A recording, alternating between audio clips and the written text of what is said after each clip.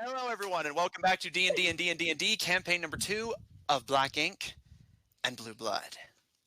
When we last left off, the party entered the Aragos Republic officially, the land of dragons, or so they've been told. Deciding as a group, for once, that they would pool their money and energy towards hitching a ride via one of the public transport dragons to the Aragos city of Hyarmen, in the hopes of laying low, staying out of the way, and figuring out the local situation before they make a move on the president herself. Things did not turn out that way, however. On going into the Border Patrol building to negotiate a ride, the party, on seeing a beautiful silver-haired woman being held captive in the back, made a move, assaulted the local guards, killing them all, including Officer Neon, who has broken the Peacekeeper Code to never take a life. With the officers dead, Lucien and Caleb rescued the silver-haired woman, who introduced herself as Aurora Blackmont, supposedly the rightful lady of this land, and Aragos has taken it from her. Despite appearances, she is not a human. Yeah, it appears humanoid, but it claims to not be.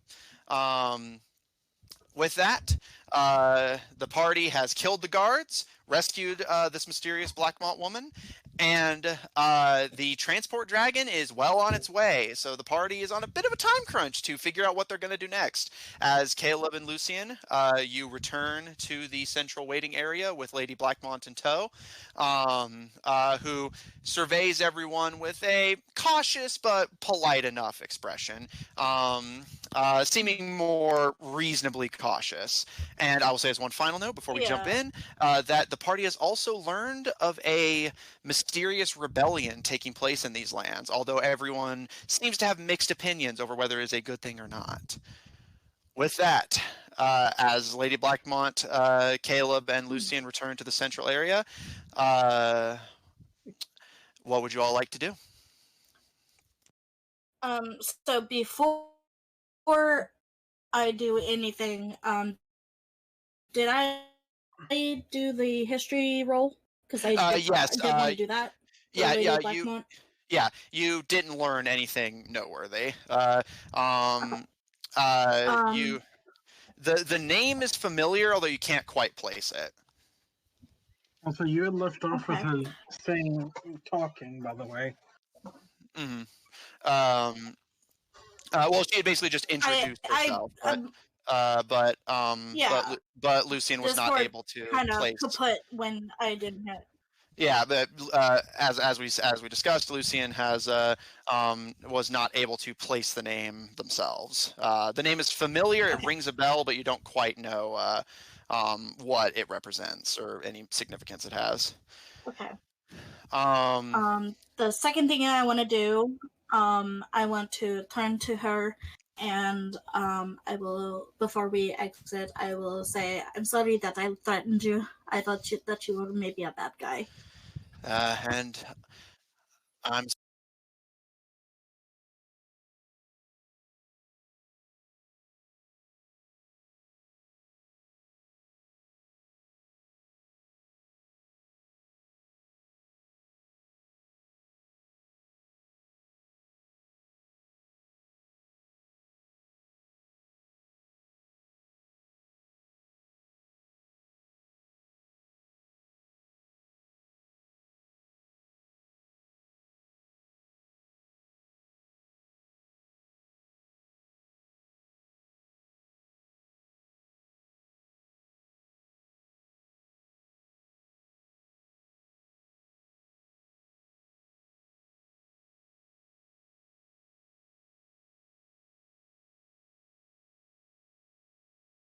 in no small amount of suspicious.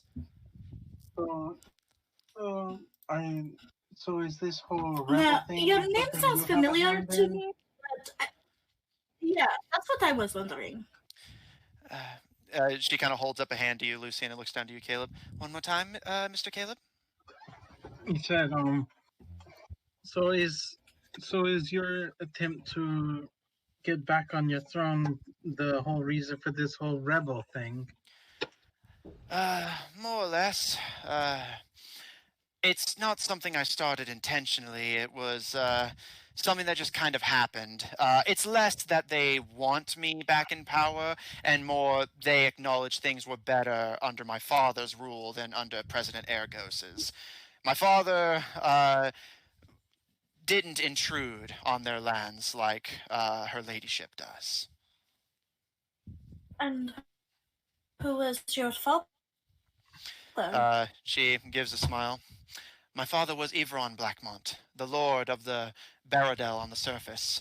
We only own this land through cautious interpretation of legal documentation, but my father was always of the mind that the Saurians be left to their own devices to function independently, and as long as they leave well enough alone on the surface, we leave the Underdark well enough alone. But whenever the thieves took over, things did not stay that way, as you can see. Does the name Ivran Blackmont seem familiar to me? Make a history check. I'll give you advantage since you already kind of know the name Blackmont. You just don't know the context, so hearing the first name may help you along. So yeah, history with advantage. While they do that, Okey-dokey. I'm going to, proceed to, walk in the back as at first sitting in my chair, like. Mm-hmm. So, all right. Oh So, my god, I'm so glad I had advantage. Natural 20. all right. I'll get back to you in a second then, Lucian. So Caleb, you and Lucian are talking with Lady Blackmont. Zephyr, you're heading to the back. Kara, what are you doing? Carol is just, like, kind of trying to gesture to everyone to get the hell out of here. Valid. Neon, what are you doing? Having a panic attack. Valid. Gil, what are you doing?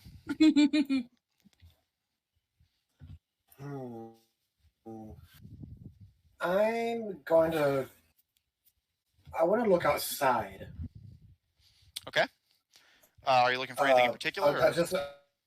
I want to go outside of the. I want to see if Barry's still around. All right. He's probably one. Okay. All right, we'll circle around. Lucian, you recognize the name Ivron Blackmont.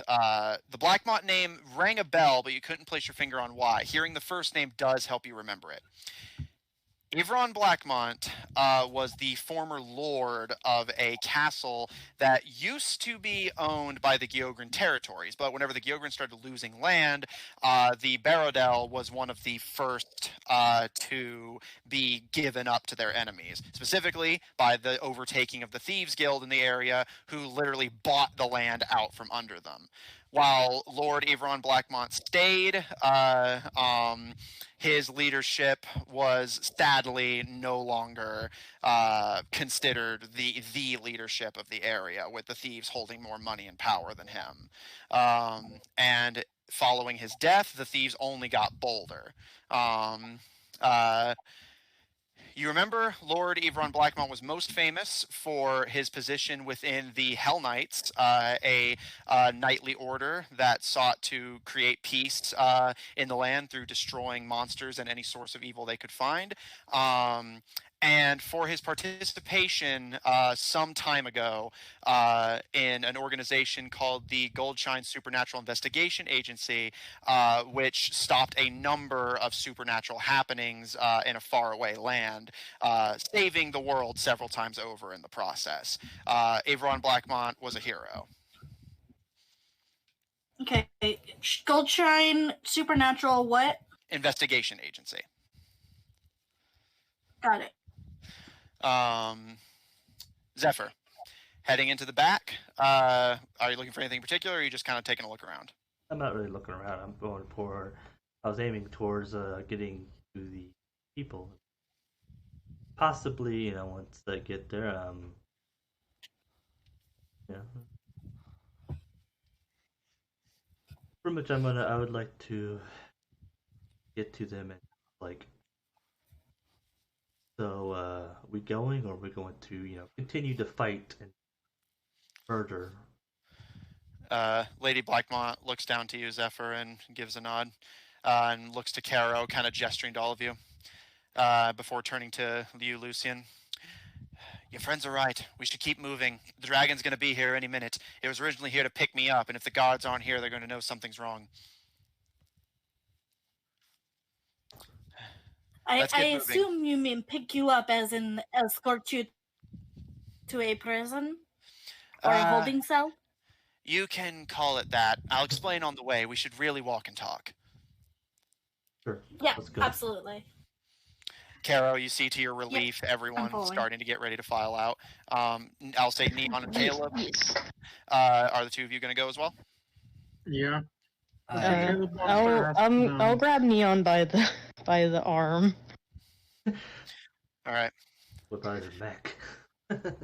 Oh no, Caro's like about his height, so she can't. No, but Yeah. More like, I mean, if Neon leaves behind Morgan, then that's just how it's going to play out. I was going to say Morgan follows within a certain distance, unless explicitly instructed not to. Okay. Gil,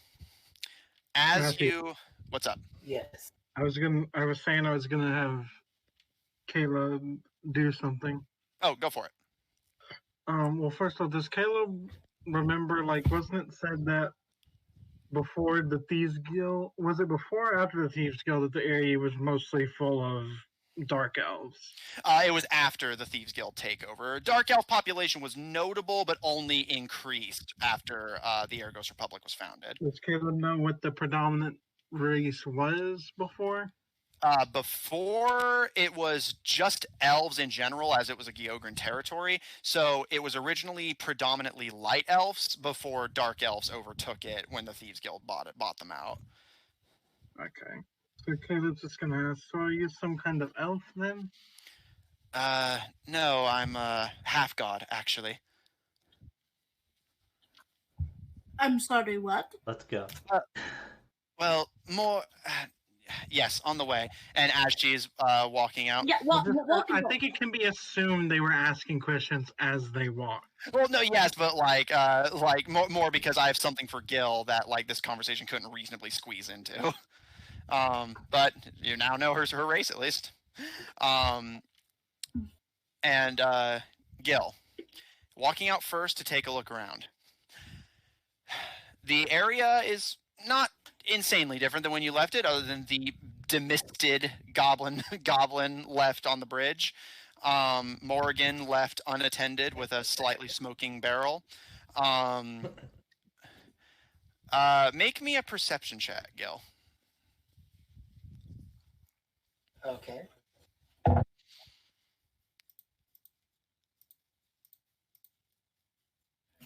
I'm going to use my inspiration. Go for it. Okay, that's slightly better. That is a 16.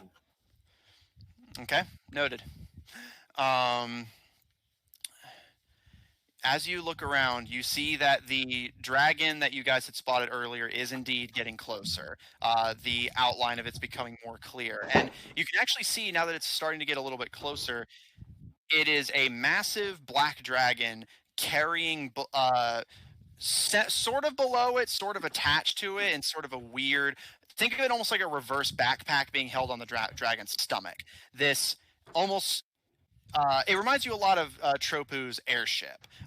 This boat-like structure being dangled and strung up beneath the dragon's body, carrying what you can already tell at this distance to be a pretty healthy crowd of passengers. It looks like a very heavy setup, especially because you can't even see what the cargo is. So you imagine this dragon's pretty strong to be able to lift all of that comfortably and still fly.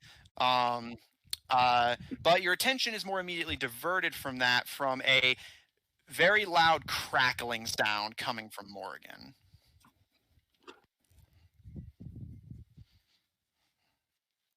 Can I tell what the sound is? Like, does it sound like a voice? Or It sounds, it sounds it's muffled because it's coming from inside Morrigan and seems to be very distorted, but it does sound somewhat like very muffled radio chatter, although you can't hear exactly what they're saying, again, because of the layers of muffling, but it does sound like someone speaking. I'm going to raise my voice so those on the inside of the shack where we were getting our tickets and stuff can hear me say, Neon, I think someone's trying to get in touch with you. Your mech is making some weird noises. I They have to worry about them. Neon! I'm gonna, can I, take him by the shoulders and, shake him a little bit? I mean, unless Caro stops you, it doesn't seem like Neon's going to fight it. It's not, violent or anything. She's just Yeah, gonna, Carol won't stop you from trying to get his attention. So the shaking happens. Yeah. Yes. And he throws up on the ground. Oh. Can I try to move out of the way so he doesn't barf on me? I mean, yeah, easy enough. It's not like you were like I don't want blood and barf. Yeah, you can easily back away before they vomit on you. Where am I? Neon. You are still in the hangar. We're in deep shit, but we need you to get your shit together. Because there is something happening inside your mech. It sounds kind of crackly. Of course it is. I'll take care of that. And he kind of... He seems okay to me. I'm going to say that this isn't even a required insight check. No.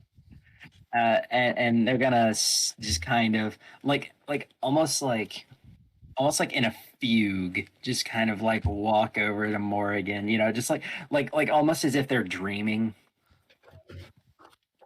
just kind of just kind almost almost weightlessly, just walk over, just and just clumsily climb up into Morrigan, what is the radio telling me, Matthew? It's coming in rather crackly, almost like the signal is very weak this far from Edict. And again, it's faint, but you can hear a very slight... you recognize the very distorted and crackly voice of Captain Voter through the radio. Officer Neon, report in! I'm here. There's a pause, and again, it's all crackly and somewhat distorted, and every so often you miss a word as it kind of cuts in and out. But thank God, thought you were too far away to hear it. You have a incoming from the mother.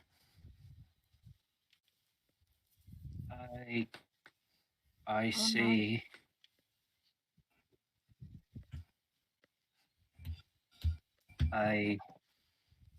What?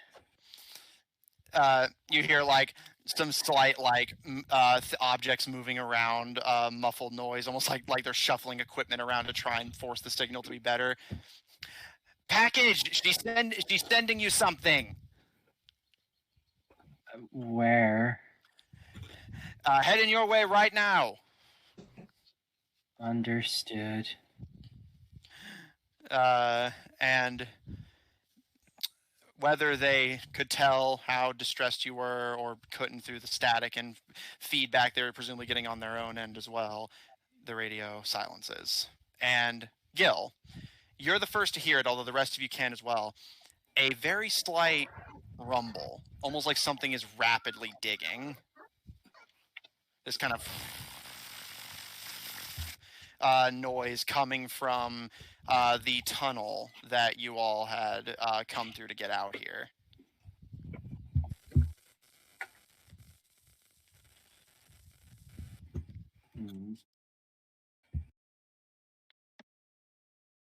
Well, I guess we're just gonna let that happen then. All right. He's trying to talk. He's trying to talk. Do you not hear him? We don't hear shit. No. Okay, hang on. Let me. Oh, I was able to like briefly hear like faint static. Yeah, might be a mic error. And although, like I said, Gil hears it first, but the rest of you can also hear it, so the rest of you can respond as well.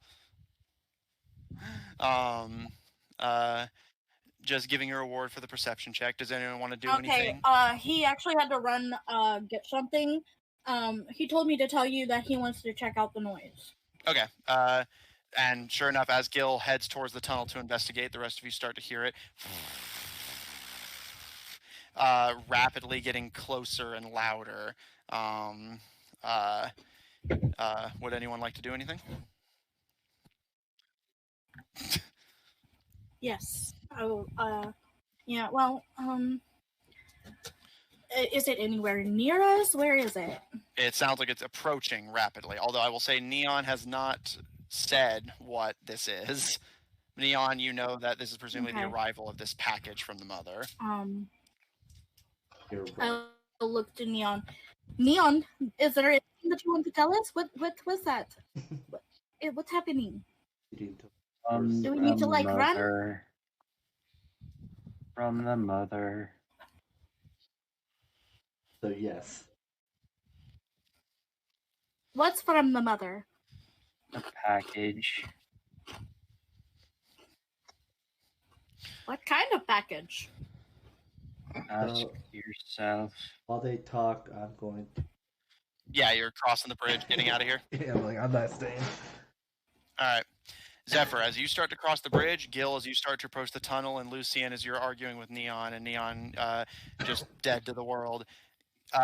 Caro and Caleb, the two of you see a hole rapidly bore above the tunnel, and this large metallic tube tipped with a drill crashes through, and Gil, you actually have to jump back to avoid getting impaled by it. And you all recognize that it's actually somewhat similar to the delivery mechanism used for Neon to call Morgan to them in the past. And as this large metallic tubes, it reminds you a lot of the little silo you had seen in the Scar Concord's facility. The one they trapped us in? One more time? The one they trapped us in? Yeah. No. Is there like a door or a mechanism to? Yeah. The one you guys found the Icar samples in. It's one of those like cargo ones. And Gil, you kind of jump back as it just impales into the ground. And you can see it has a similar way to deliver things. A sliding metal door similar to the one that the Icar tubes had, which you've seen these doors before. You can easily open it if you wish. Yeah, definitely. He says that he wants to open it. All right. Lucian, you walk away from Neon, and Gil, you step closer to it as steam is visibly coming off of it, and pebbles and dirt that it picked up along the journey are kind of like flaking off of it as you two approach and cautiously slide the revolving door open. And as the door slides out of the way, you see inside two things. You see a small piece of parchment written upon which, in very curvy, fancy-looking handwriting, "For a job well done." And behind that parchment, curled up in the silo, is Raccoon, seemingly unconscious but otherwise unharmed. What do I do? Gil says that he wants to pick her up. All right. The rest of you see Gil pick up Raccoon and pull them away. Supper is like already in the fucking desert by now, I'm sure. Well, the bridge isn't exactly small, and this all played out relatively quickly. So, Zephyr, I'll say if you take a chance look back as you hear the impact, you can see, along with everyone else, Gil cradling a unconscious raccoon, and Lucian looking it over. The cargo silo, other than raccoon and the parchment, appears to be empty.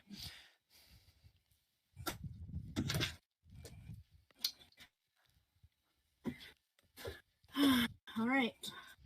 Well, we've got the raccoon. Gil, can you carry it? Did you say yes. it?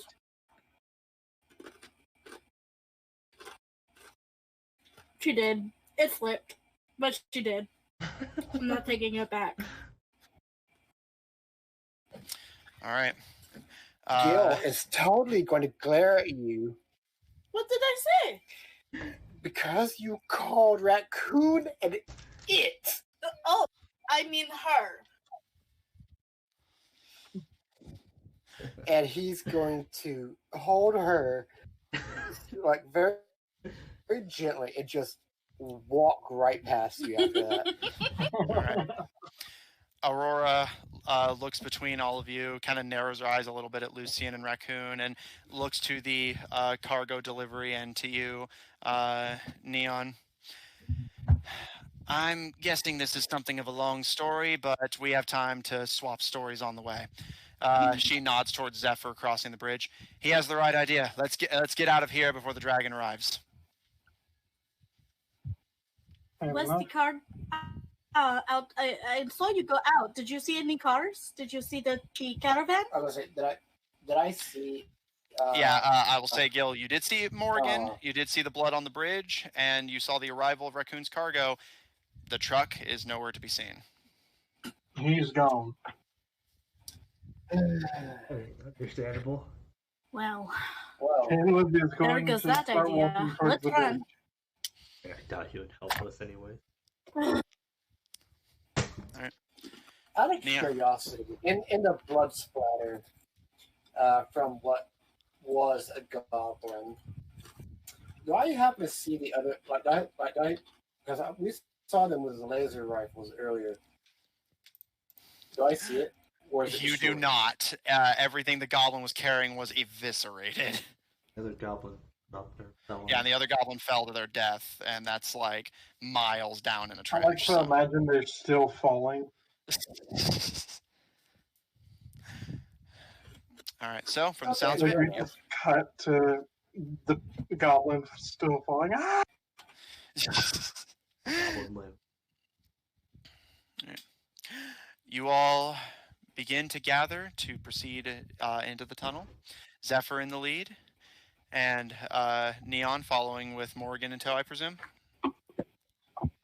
Yeah, just again, like in a fugue. All right. Proceeding down into the tunnel. These tunnels, unlike the ones you had been encountering up to this point, they don't have that same smooth cut to them, although you can tell that they are artificial. Zephyr in the lead, although the rest of you see this as well. Looking around, heading through the tunnel the goblins had been guarding, you gather that this was a tunnel for mining. It is clearly artificially made, but the edges are rough. The surrounding area is narrow and clearly built for utility and not comfort or intended for consistent travel. And you can see very occasional bits of like little small ores sticking out of the walls and ceilings, presumably in the process of being mined, but not completely done so yet. The darkness is something of a relief from the harsh sunlight, especially for you, Zephyr. And for some of you, you're just disappointed to be back in a tunnel again. We should be used to it at this point. We've been underground for like a month. Well, but in fairness, like that doesn't make it pleasant to be back in it when you thought you were done. Yeah, and then some people don't have dark vision, so you able to rely on light. Yeah, seriously, whenever we go back to the surface, we're all going to have to take like 20 minutes to adjust our eyes. Yeah. The tunnel winds down in a circular looping, almost snake-like fashion. Again, the occasional bit of ore and wooden support beam being the only thing Doesn't interrupting. seem like a very efficient way to mine. Well, yeah. You don't know what design went into this. It takes you a while of walking. And you all kind of startle for a minute as you hear a very distant kind of echoing through the cave, presumably from the dragon that has arrived at its destination.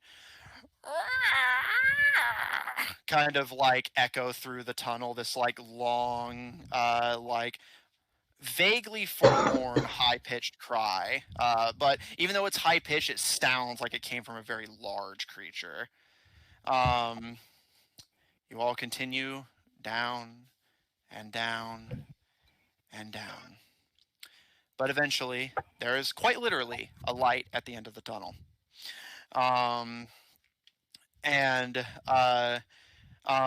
Gil, you kind of smirk a little bit to yourself as you see the splattered body of the goblin who had fallen to their death at the mouth of the tunnel.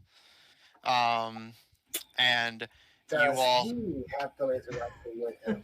You don't see it on him, but you know God. it has to be in the immediate area. Make me an investigation check. And Gil, while you're digging through the bodies, the rest of you, as you slowly filter out, Aurora kind of holds up a hand for you all to be slow and like lowers it for you all to be quiet. And looking up, you can see way up high on top of the distant bridge, being supported by the wooden platform that had been built below it, you see a massive beast.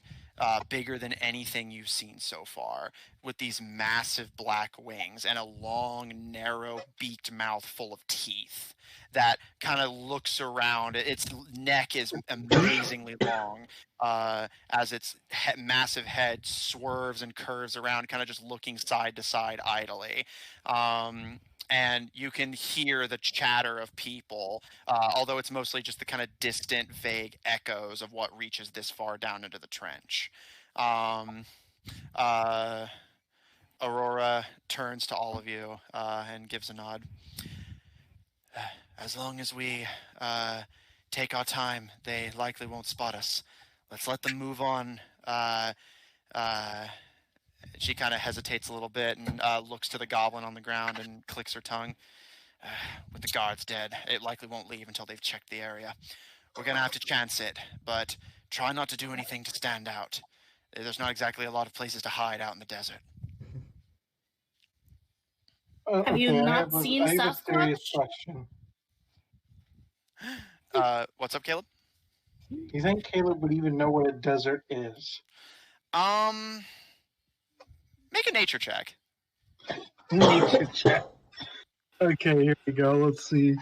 Nature. Caleb gets a +2 to nature. That is a 12.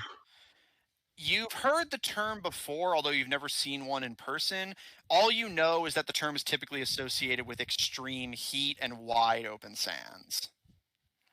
I don't like sand. It gets into places. No, I'm with you.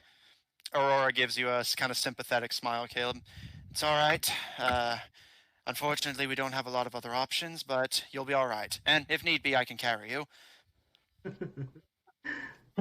Aw. If we're Does lucky, she look strong? she looks very strong. Looking her over, Lucian, you see that her garments are again relatively humble. It looks like she came from Edict. Has a very like modernish looking suit and hat, but you can tell beneath it all is a pretty healthy looking physique. Although with the jacket being as long and thick as it is, you can't tell exactly what she's working with. But she definitely doesn't strike you as physically weak just from a glance. Are you sure you're going to be comfortable in that jacket? Lucian, do you say this out loud? Yes. What did she say? Basically, are you going to be comfortable wearing that in a desert? And she kind of gives you a bit of a smirk, Lucian, just, I'll be all right. And if need be, I can always swap out when we get to... She kind of hesitates a little bit. Where are you all intending to go? What was the place that was good for laying low? Hyarmen. Caleb Yeah, is like, that's what I well, our tried. intention originally was say. you're going to go to Harmon. Hyarmen. Yarman. Hyarmen. I don't think Caleb would be able to pronounce that. Yeah, that's fine. Harmon? Hyarmen. Hyarmen. I'm guessing you want to lay low for a little bit? Yeah, we were going to That try would be and ideal. lay low and learn a bit about the place before we did anything else. That's good. Strategic. Smart. Yeah. And then we killed a bunch of guards and everything went to shit. Don't expect that. She kind of runs a hand through her silvery hair with a smile and a shake of the head. Well, let's take it one step at a time. Going to Hyarmen first is a good call for all of you. I was originally intending to smuggle myself into Foreman, but... And she kind of looks up to the dragon again. It doesn't look like it's going to pan out that way. So, backup plan. Let's go to Hyarmen together, and I'll likely have to part ways from you all for a while there, but it'll be up to you. But if anyone here recognizes me, it's going to be all of our heads on spikes, and I'd rather not put you all in that position if I can avoid it. Who exactly are you? Tons of people tried that. Who exactly are you? Zephyr wasn't there, was he? Yeah, it's true. She reintroduced herself when she came into the waiting area, but Zephyr probably didn't pay it much mind. She gives you a smile, Zephyr. Aurora Blackmont. I'm the proper lady of this land before the Agosians stole it from my father. Already sounds like trouble. Exactly. So, once we get to Hyarmen, we can part ways. And don't worry, if anyone catches me, I have no idea who you are.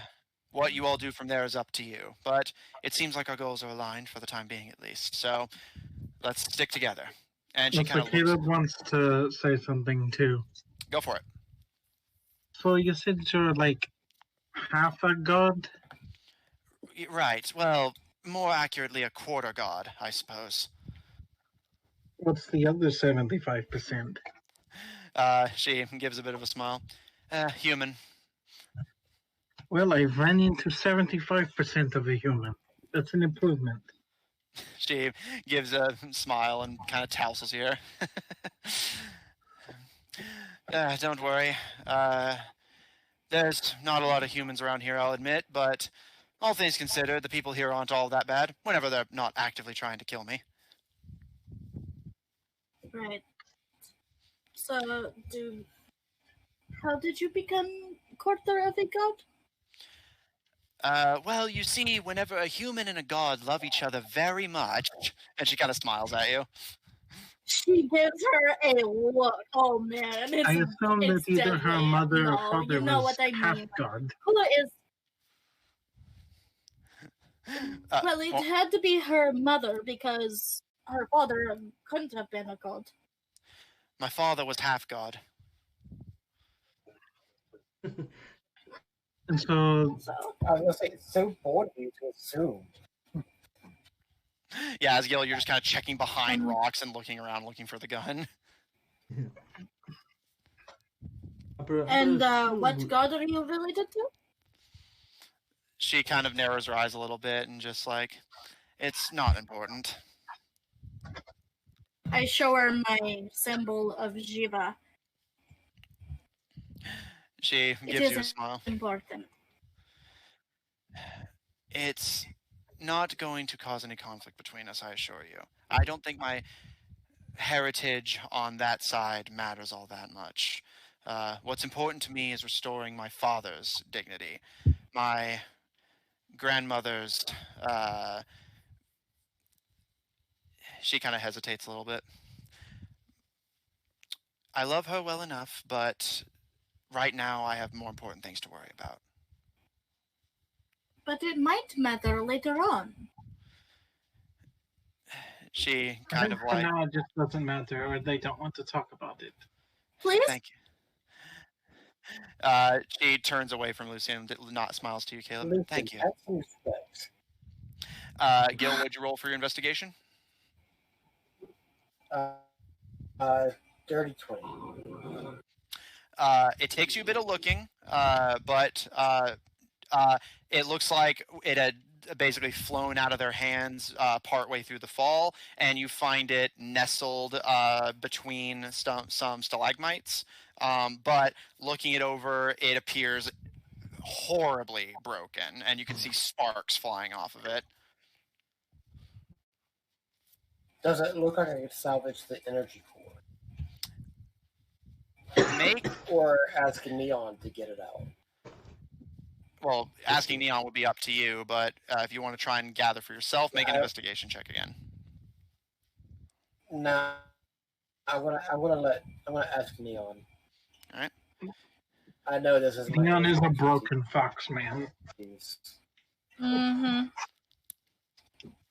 So, Well, maybe if he feels like he could do something useful, he might snap at it. Just trying to help. Neon, as you kind of glance, you see Gil approaching you with a horribly broken and deformed laser rifle. Maybe he just needs a distraction.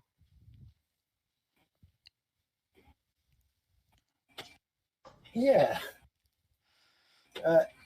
Neon, is the energy thing in this any good? Can we still use it? Is it Matthew? Make me a general intelligence check at advantage. Is Neon a smart cookie? Very. boy. I got a 16 and then a 5. If it will provide energy in the sense that if at this point if someone tries to remove it, it's likely the leakage would poison them or electrocute them. The energy core technically still has energy within, but it's so busted at this point physically that there's just no safe way to make use of it with your current equipment. Like, just kind of looking past you, Neon just shakes their head slowly. Yeah. Done for. He'll be like, okay. I just thought I would check. And he'll lay it down. All right. Kara, what are you doing? Kara was just making sure Neon continues walking. All right. You see Aurora kind of look at Neon with a slightly furrowed brow, a little concerned, but turns to the rest of you. All right.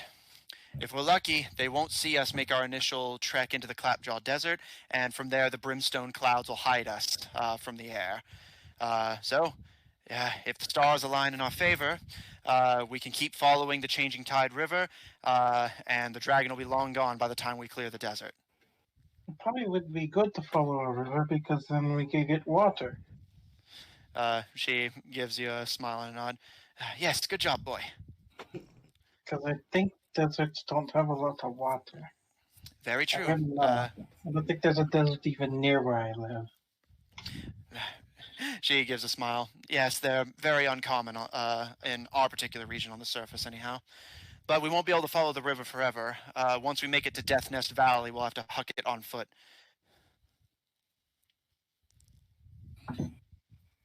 I'm sorry, what kind of valley? She kind of tilts her head at you and just, right, I'm sorry, you haven't been here before. I'll admit I'm something of a tourist. I'm not native by any means, and she kind of gestures to her everything.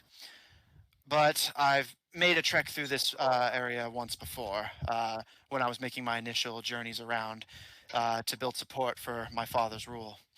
Death Nest Valley, and she gestures through the desert.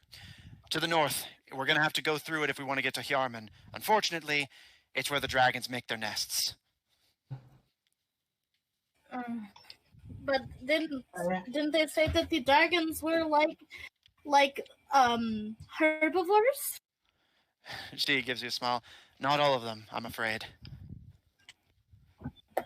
I assume that dragons are very territorial about their nest. Very. If we're lucky, they won't chase us too far past the valley, so we won't have to kill any of them if we can avoid it. We just have to make sure to give them a wide berth and get into the Humming Highlands as quickly as possible. Is it dragon mating season? She kind of gives a bit of a shrug. I'm afraid I couldn't tell you. I'm not an expert. Well, look to maybe if Caro. it's not, then the nests will be empty. Caro? Sorry, what We can was only said? hope.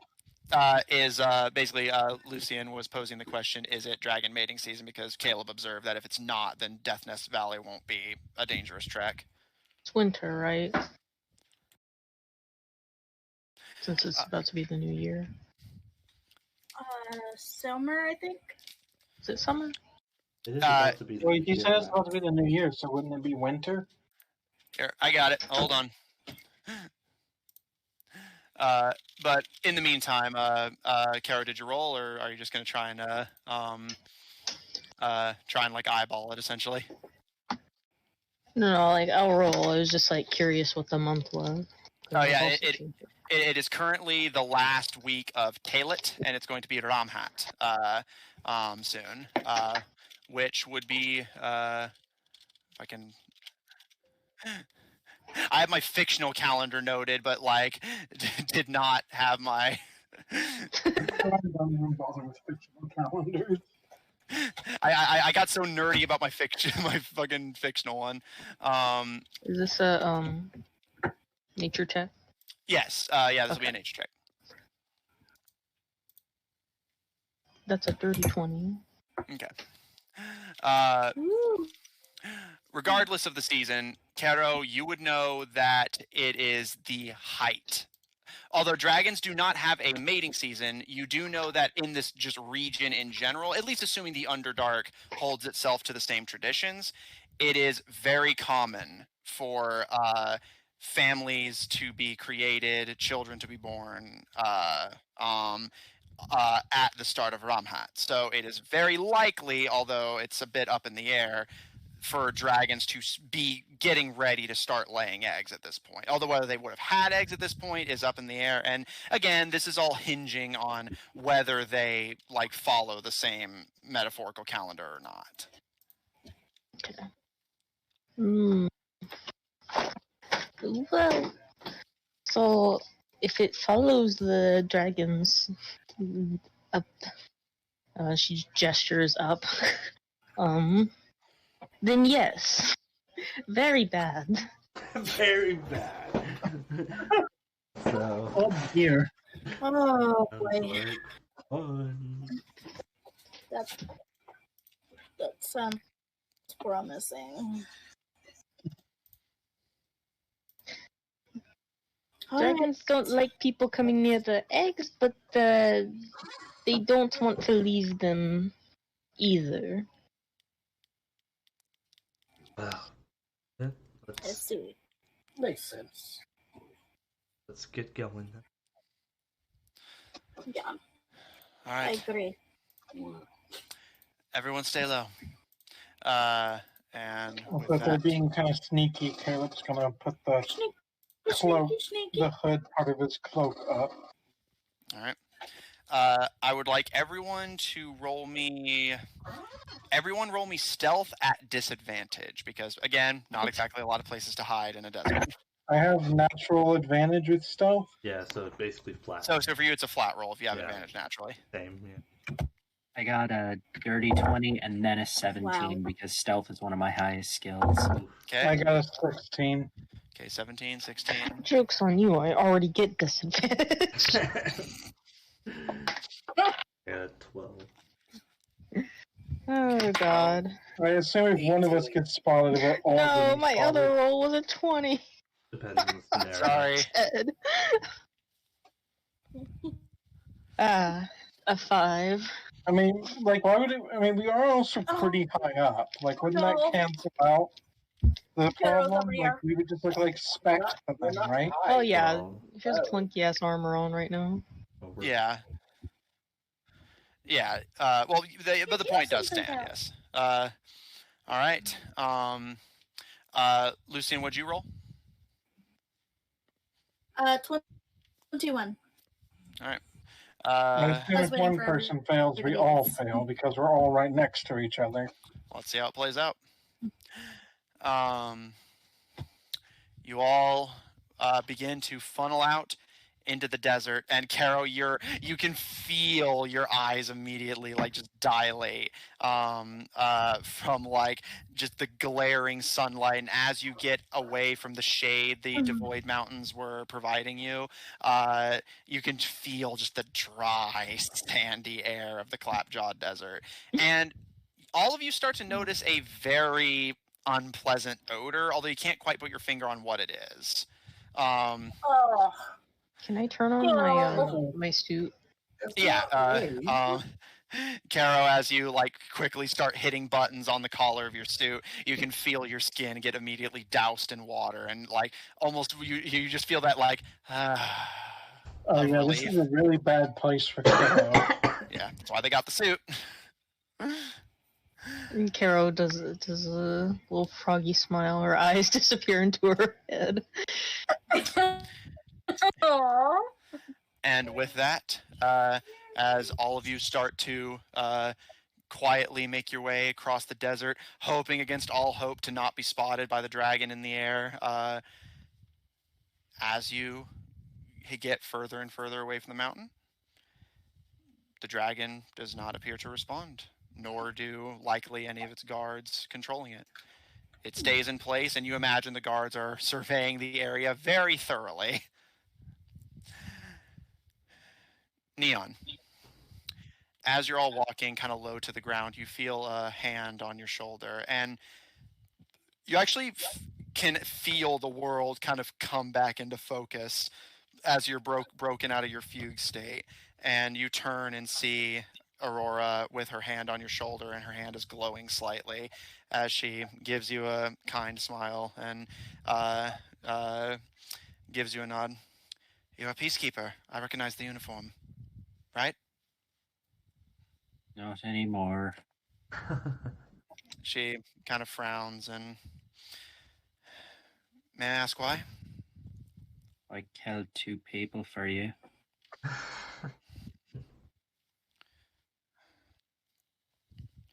I'm sorry. You didn't have to do that for me. But for what it's worth, I'm grateful. There's no guarantee that my original plan was going to work. Whatever.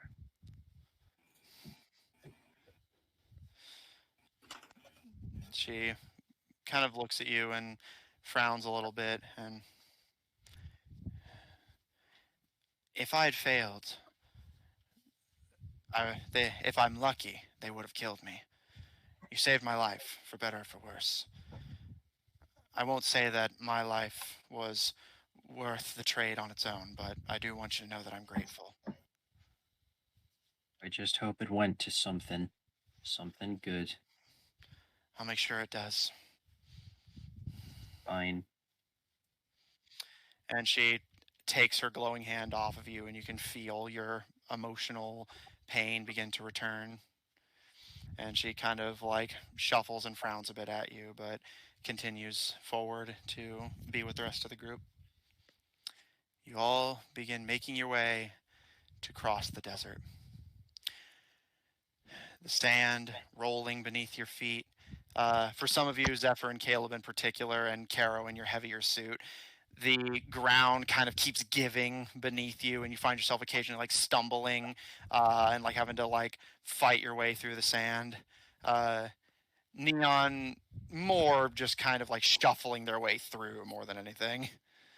How does heat work? And like, is there like a heat exhaustion mechanic in D&D?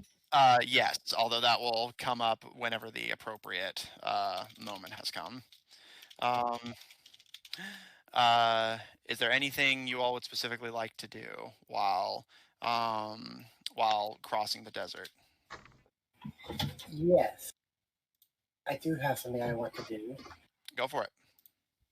While we're walking, I'm going to look at Caleb and look at the gun that he's had some issues with misfiring because of the black powder being wet and stuff like that. And he's going to take the laser rifle he took from the one guy inside the hut and hold it out to him and say, "You want a better rifle?" Caleb was gonna like look it over.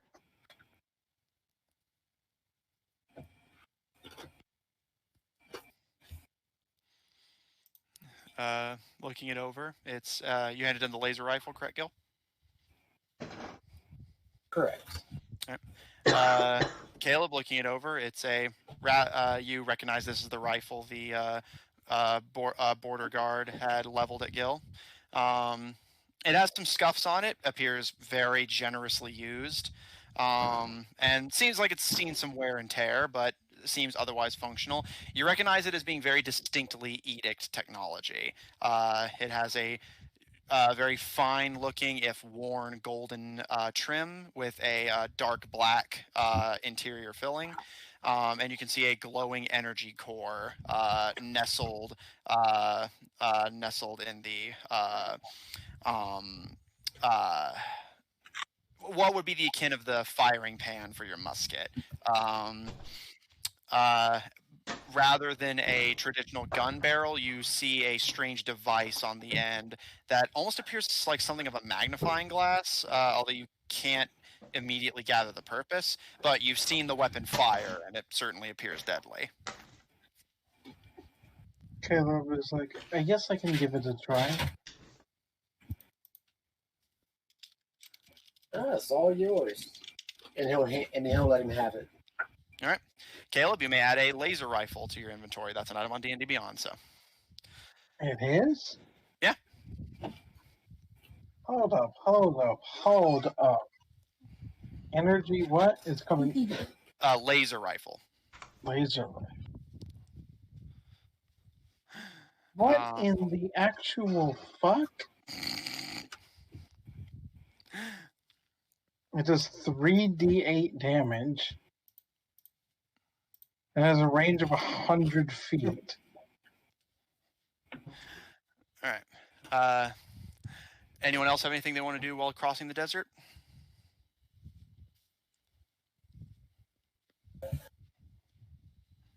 Nope. Where did it go? All right. There it is. Did wanna? Are we gonna be walking and talking? I assume. Yeah.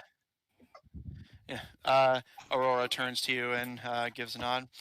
I suppose so. It's either that or start counting the grains of sand. Well, I already feel about 20,000 in my shoe, but I think I prefer to talk. She gives you a nod and respectfully kind of curtsies for you to continue as she keeps walking with the party. She curtsies mid-step. Yeah. Okay. Very great. I've done it while still walking. Why? Because I I like doing it. Why not? I thought like a guy's supposed to bow. Well, yeah, but it's harder to bow and walk, so I curtsy. Yeah, but curtsy. Yeah, curtsying is fun. And there are manly ways to do it. Also does radiant damage as opposed to... This is the only weapon Caleb has that doesn't do piercing damage. All right, Lucian. I'm actually very curious about you, my lady. I know a little bit about your dad, but I didn't know that he was a half-god. She gives a smile and nod. It's true. He didn't talk about it all that much. People tended to flock to him a bit when he was younger because of it, so he preferred to keep it to himself whenever it wasn't relevant, as do I. Told me that it was better to be proud of my own accomplishments rather than let my heritage coast me along. I have a question for you, and this is very important. Shoot. Does he have a sister? She kind of tilts her head and looks to you. My father, you mean? Yes. She kind of like thinks for a moment and shakes her head.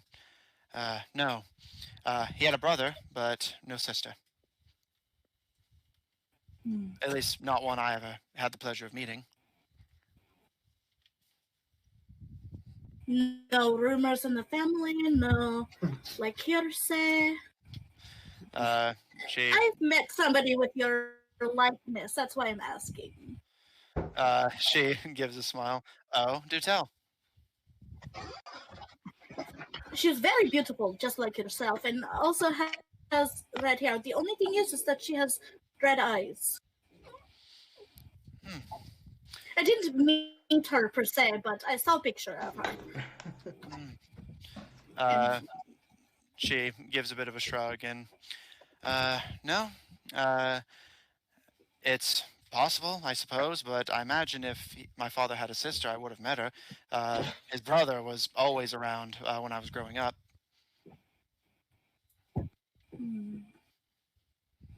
No, like outcasts or anything like that in your family?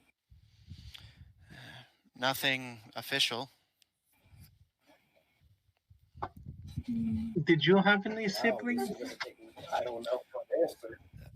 She shakes her That's head. a good question, Gillian. No, my father was always a bit hesitant when it came to romance and love, so I was the only one before. She gives a bit of a shrug. Time caught up with him. Well, he obviously made the whole romance thing work at least once.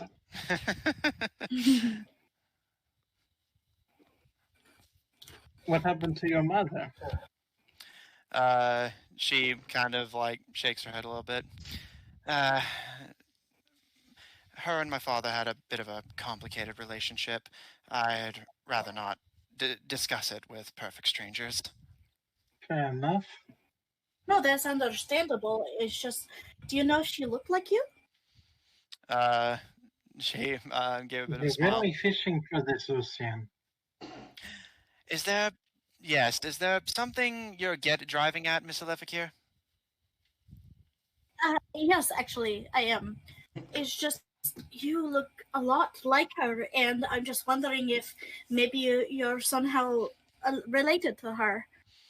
And this lady is very important to what is happening with all of us. And I'm wondering if you're a key somehow. Obviously not. She's answered all your questions. I've been perfectly honest She with doesn't you. look that similar. I can't exactly comment, but if there is any resemblance, I assure you it's likely coincidental. We have a picture.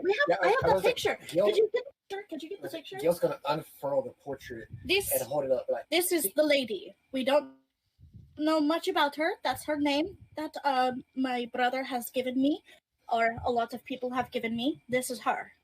Can you see why I'm like asking a lot of questions? Like, she gives you a smile.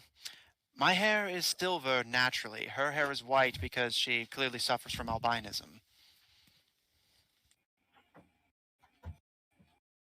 Whatever that is. Medical condition. It means nothing. Yes. Oh. Although, for what it's worth, that's she kind of snaps her fingers, trying to remember. The lady, isn't that just a fairy tale? Yes. Well, there's a very real person who seems to be using their identity at the very least, if not them themselves. My father talked a lot about people like her, so I suppose it's no surprise. But I assure you, the resemblance is coincidental. I'm pretty sure if my sister or mother or anyone else in my family was a fairy tale monster, then I would know about it. I like to think so, at least. My father was rather open with me growing up. Well, the thing is that there are some people who worship her like a god.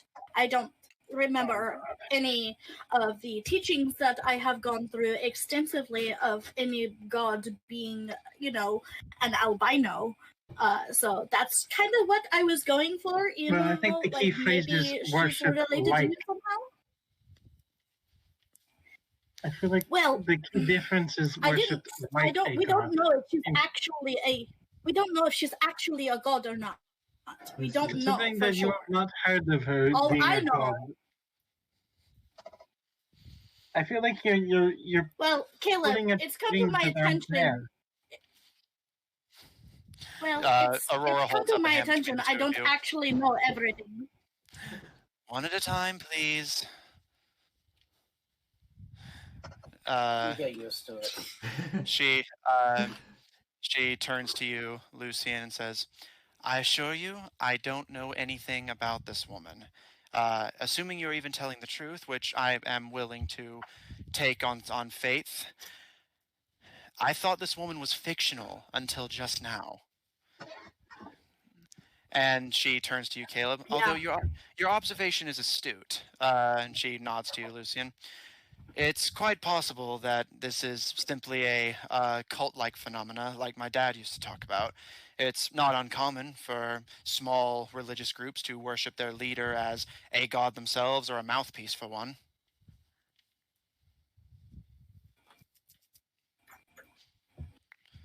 Fair enough. I'll drop the subject. Sorry for pushing you so much, but this is very important. She holds up her hands. That's not hurting anyone. I appreciate you not pushing beyond what I was comfortable with. I promise you, I don't know anything. All I want is to restore honor to my father's name. She Insight shakes her check. head. Roll for it.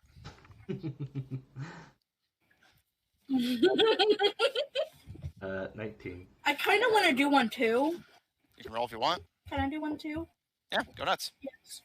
Yeah, 19. All right, so Ooh. yep, 19 from you, Zephyr. I like that. Go nuts. Dirty 20 from me. All right. Zephyr and Lucian, you both kind of look to her as she continues walking. She seems to be being relatively honest.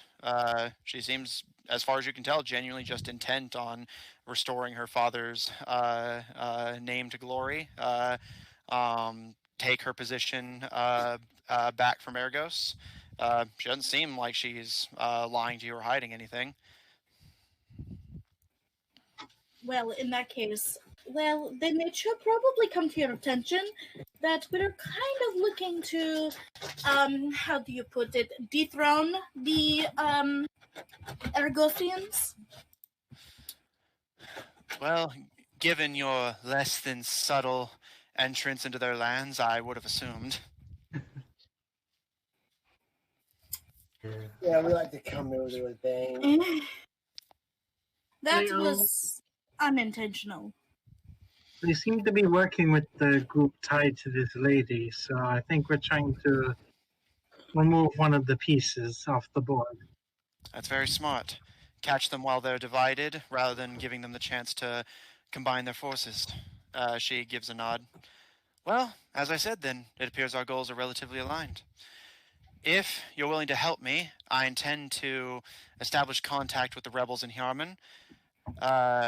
I'm hoping that we can accomplish something from there.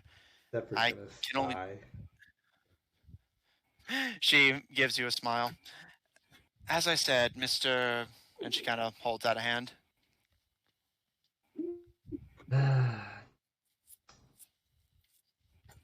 Unsure if I want to tell you, as it seems as though now I've learned you're also a rebel.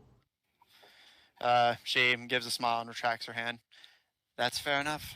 I'm not intending to force any of you to do anything, and I will keep my word if anything goes wrong that I do not know any of you.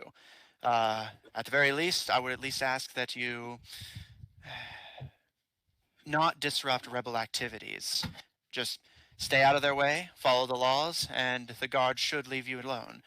None of them saw you. The ones that did won't live to tell the tale. So as far as anyone in town's going to be concerned, you're just colorful characters here from the surface, trying to make ends meet down here. That's no fun. Are these rebel groups Always love a good all? fight. Do they all support the idea of trying to make things like the old king, or are there other groups among them who maybe want to put someone else in power? She shakes her head. The rebels that support me, at the very least, are intent on restoring me to the throne, less out of actually wanting me in charge and more that it's better than the alternative. There are divisions among our ranks over whether that is the right course of action for Nablata, but I will not begrudge them their independence. My father said that that was the right thing to do. In truth, as long as I regain control of the Barodel, that's my father's rightful land, and his father's before him. I will happily bequeath control of the island to my supporters if it means that I get the Barodel back. So are you intending to be your own kingdom now? Because weren't before you part of another kingdom? It was Geogran territory originally, yes.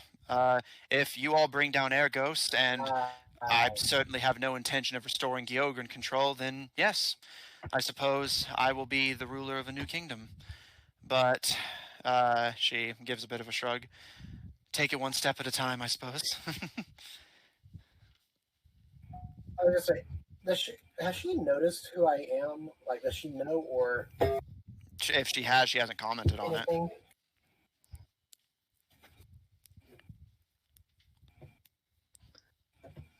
So, any hard feelings with Gyoka? She gives a bit of a shrug.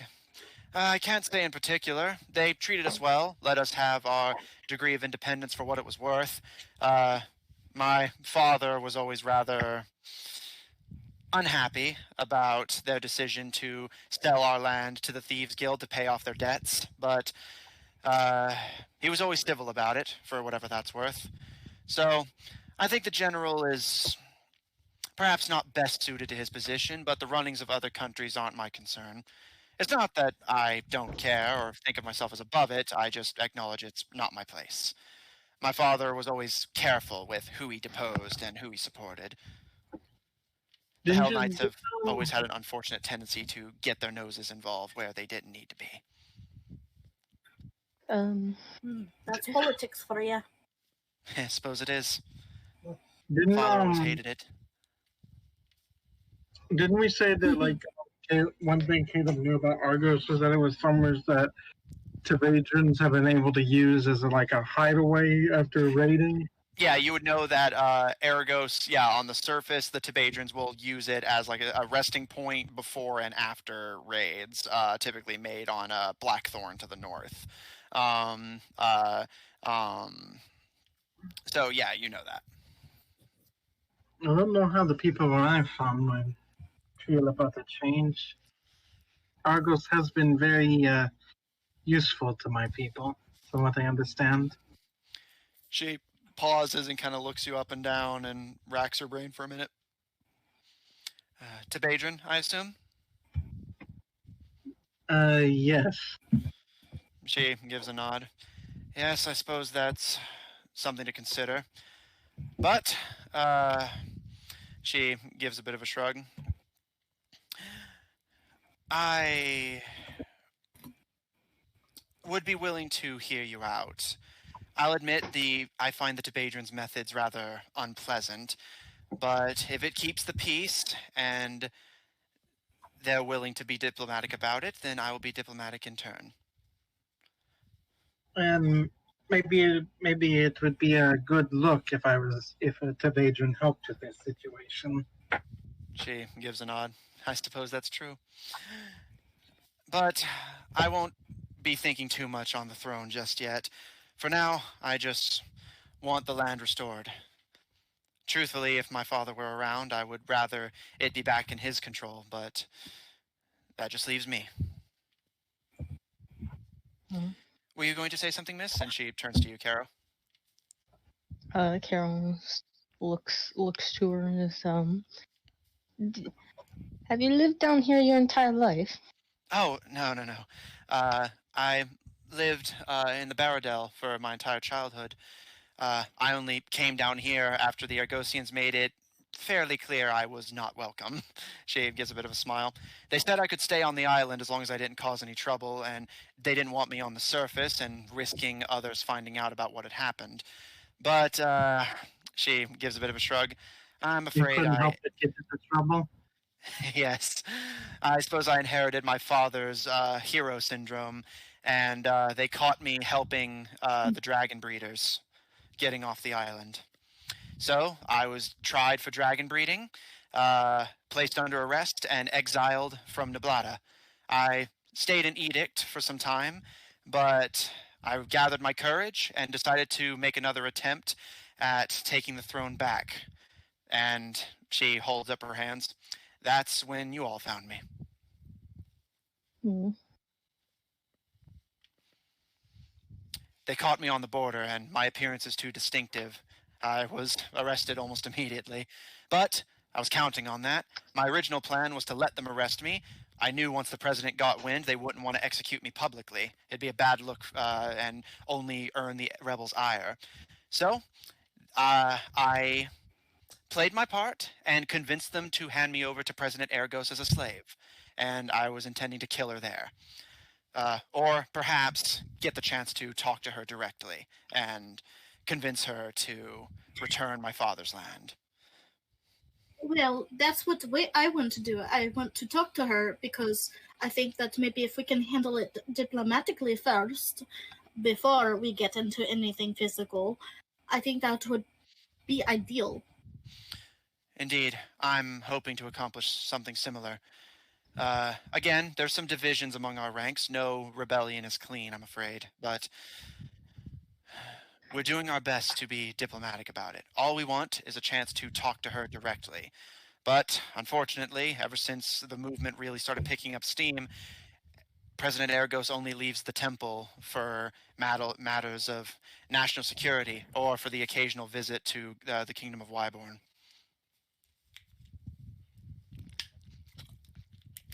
Well, if My diplomacy does not work well, I was trained with a certain skill set that can deal with these kinds of problems. Yes, I'm afraid if it comes to it, then we'll do what we have to do, even if I'd rather not. My father always said to try diplomacy first, but don't back down and don't be afraid if that fails you. My mama said something similar.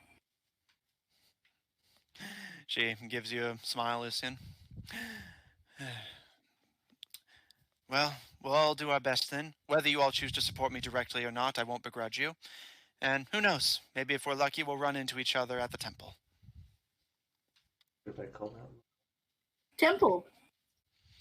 Yes, it's equal parts the temple and equal parts the parliament of the island. She kind of looks at the surroundings and points you all towards a mountain in the distance. Lucian, you remember the location she's pointing to was marked on the map as the Nightmare Mountains, and specifically she's pointing to a landmark you recognize very visibly as Terror's Peak.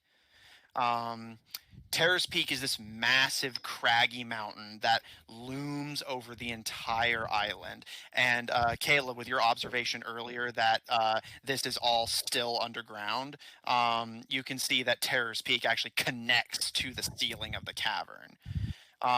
And she nods as you all turn your attention to Terror's Peak. The Parliament and High Priest Temple of Argos is built directly in Terrace Peak, right between where the surface world and the Underdark are divided. Are they to an arachnid? She kind of smiles a bit at you. You mean Arachne, I assume? Yeah. Sorry, I misspoke. Yes. The Dark Elves, almost as a whole, tend to worship Arachne. Argos, I know for a fact, is no exception. Her mother was the high priestess of the temple before her. I heard that some of our group may have some difficulties with the Dark Elves. She looking at himself and all but 2 of the members of this party. Yeah, and she gives you a smile and a nod. Yes, it will be something of an obstacle, but one that I'm sure you're all more than capable of overcoming. If you intend to lay low and take the stealthy approach, just don't let anything get to you. Don't make a scene. Uh, she kind of hesitates and like her fingers twitch a little bit. And come to think of it, that's actually probably a good principle all around this island. Yeah, if the dark elves don't eat you alive, the dragons likely will.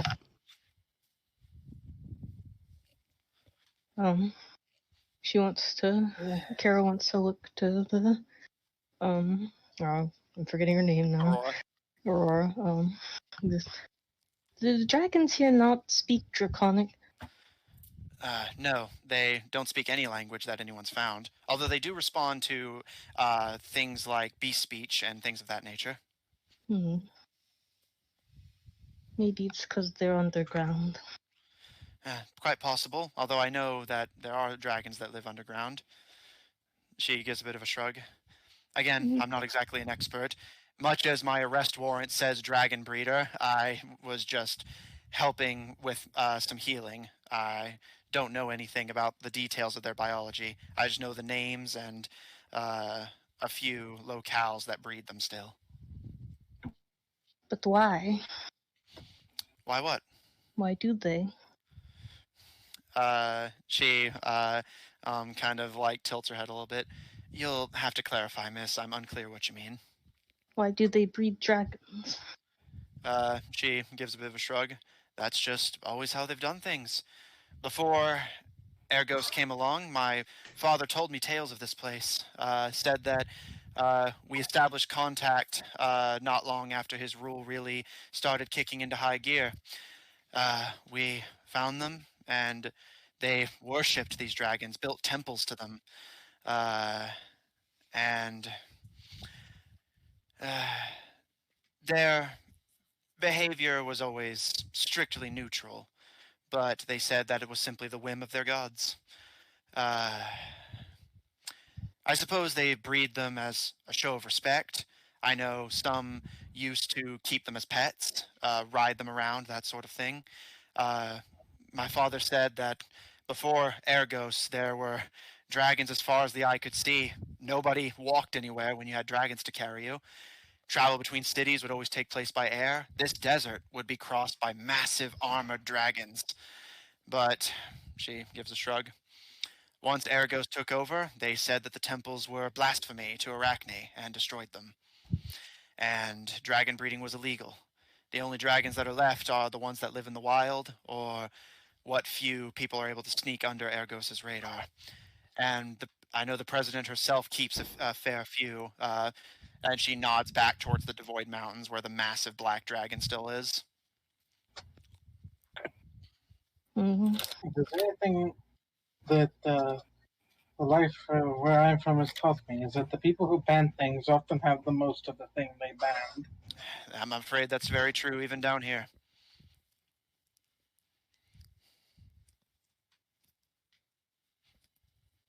So with oh god, what is it called? Let me see real quick.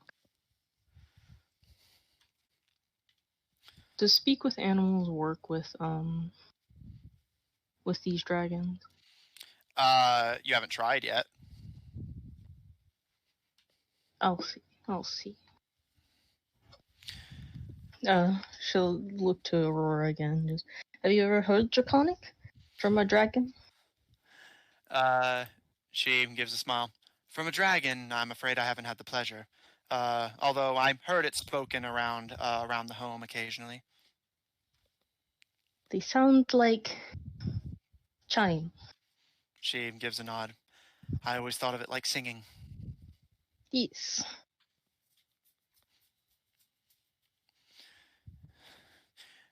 She gives you a nod, Caro. You strike me as someone who's rather skilled with these animals. Are you a breeder? No, I don't come from here. I suppose that's fair. She nods in to the distance of the desert. I know that a few travel through this desert, looking for food and avoiding predators. Typically wherever the brimstone clouds are strongest, to avoid any of the mist stalkers getting wind of them. Perhaps if we're lucky, or unlucky, depending on who you ask, we may see a few during our journey. Maybe. If they're hungry to come Hopefully into nothing here, else. that means they aren't doing so well. She gives a nod. Unfortunately, it's one of the better places for them. I've seen the leaf-eating ones devour the entirety of the Ravenhair Plains and then have to move elsewhere. Unfortunately, that often drives them through carnivore country or down here. Hmm. Does Caleb know what the terms herbivore and carnivore mean? Make a nature check. Gets a 1. They eat plants. That's going to be a 21, actually. Yeah, you've heard the words before. As a Tabadran, you were expected to at least know the very basics of hunting and survival, as not exactly a lot of food to go around.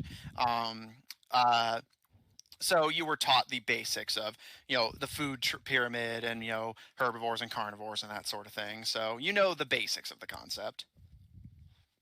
So herbivores won't try to eat us, and carnivores will try to eat us. Exactly. Although, don't think that makes the herbivores friendly. If they think we're intruding on their territory or here to attack them, they very well may decide to make sure they stay safe in the most thorough way possible, if you catch my meaning.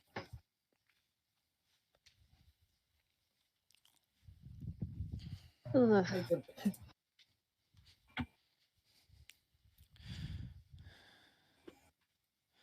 Carol just kind of looks a little waywardly into the distance. Just, oh, I hope they can be reasoned with.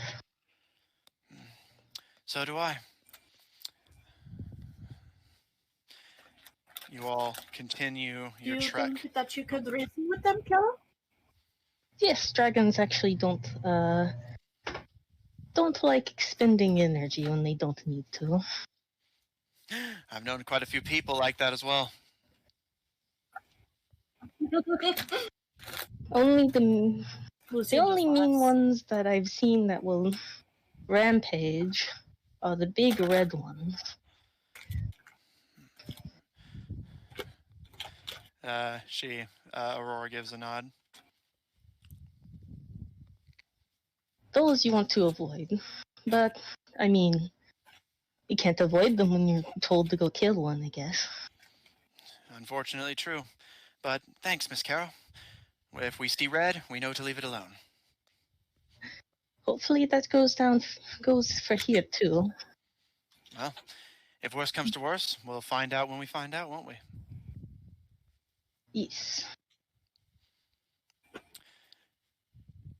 You all continue your crossing of the Clapjaw Desert. Lucy, did you have something? Nope. All right. Not this time. Lucian's contemplating in her mind. Lucian's always thinking. Yeah. All right. You all continue your trek across the Clapjaw Desert. The sun beats down on all of you, and you find yourselves constantly swigging from your canteens as you go. I'm always swigging from my canteen. That is my body. Yeah, your body thing does not count as drinking water, so you will still have to drink. Yeah, I know. Poor Crows. I'm dehydrated constantly. You're all sweating and miserable. The sand burns your feet for those who do not have proper boots and footwear. The sun beats down on your back, and you're having to periodically wipe sweat from your foreheads. Neon, you're at least relatively comfortable being a creature made for the desert, but the rest of you are miserable. Who is Question, made for the DM. desert? Neon. And yes, Lucian. But he's a furry fox. Yeah, I a think they have fennec those big fox, ol' which are desert ears. foxes. Yeah, Oh. to regulate heat. And Lucian? Could I possibly, maybe while we're walking, see if there are any cacti? Sure. Make a nature check. I'll give you advantage since, again, not There's going to be nothing anywhere to here. hide. Yeah.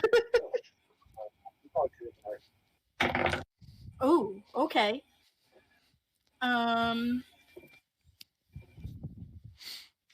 What is my plus for nature? 22? You see very, very sparse cacti closer to the Devoid Mountains, but in the center of the desert where you're all walking, you do see stumps. As you approach them, you see they definitely were cacti originally, but something came along and chewed them down to the stump, and they're regrowing slowly over time. So most of the cacti you're seeing have already been devoured by something or other, but you do see some fresh ones closer to the Devoid Mountains. If we go closer to the mountains, we could, get cactus juice. That's, super good for you, and it will hydrate us. Aurora gives And a I nod. can eat the cactus. That's fair, but if we're running out of food and water, we'll have to, but I do think you should all be warned. Again, I'm not an expert on animals, but she nods in the distance. Wherever there's food, that'll also bring us closer to the river. That's likely why they're growing much closer that way. But where there's food and water, there's going to be other creatures willing to fight us for it. I'm not saying we're guaranteed to run into a dragon. I'm just saying it's good to keep our eyes open if we're going to be closer to those resources. We've likely been unbothered this far simply because we're out in the middle of nowhere, so nothing has any interest in us. I look up. Do I see any vultures? Make a perception check. No advantage this time, just flat roll. I don't see shit. I had natural 5. You are not sure. Like everywhere you look, like you can only see the cacti because it's a little sticks of green, but everything has that kind of high heat wavy effect around you, and you're sweating so much that you're having to blink and wipe your head periodically, so you are not sure. And yet you take another swig from your canteen desperately just to stave off the fucking heat stroke. Fucking hate this.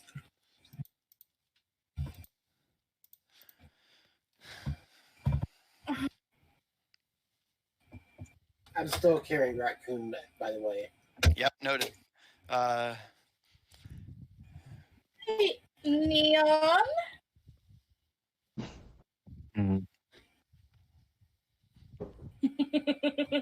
That's the voice she uses when she wants something. What? Do you think Morgan could carry me?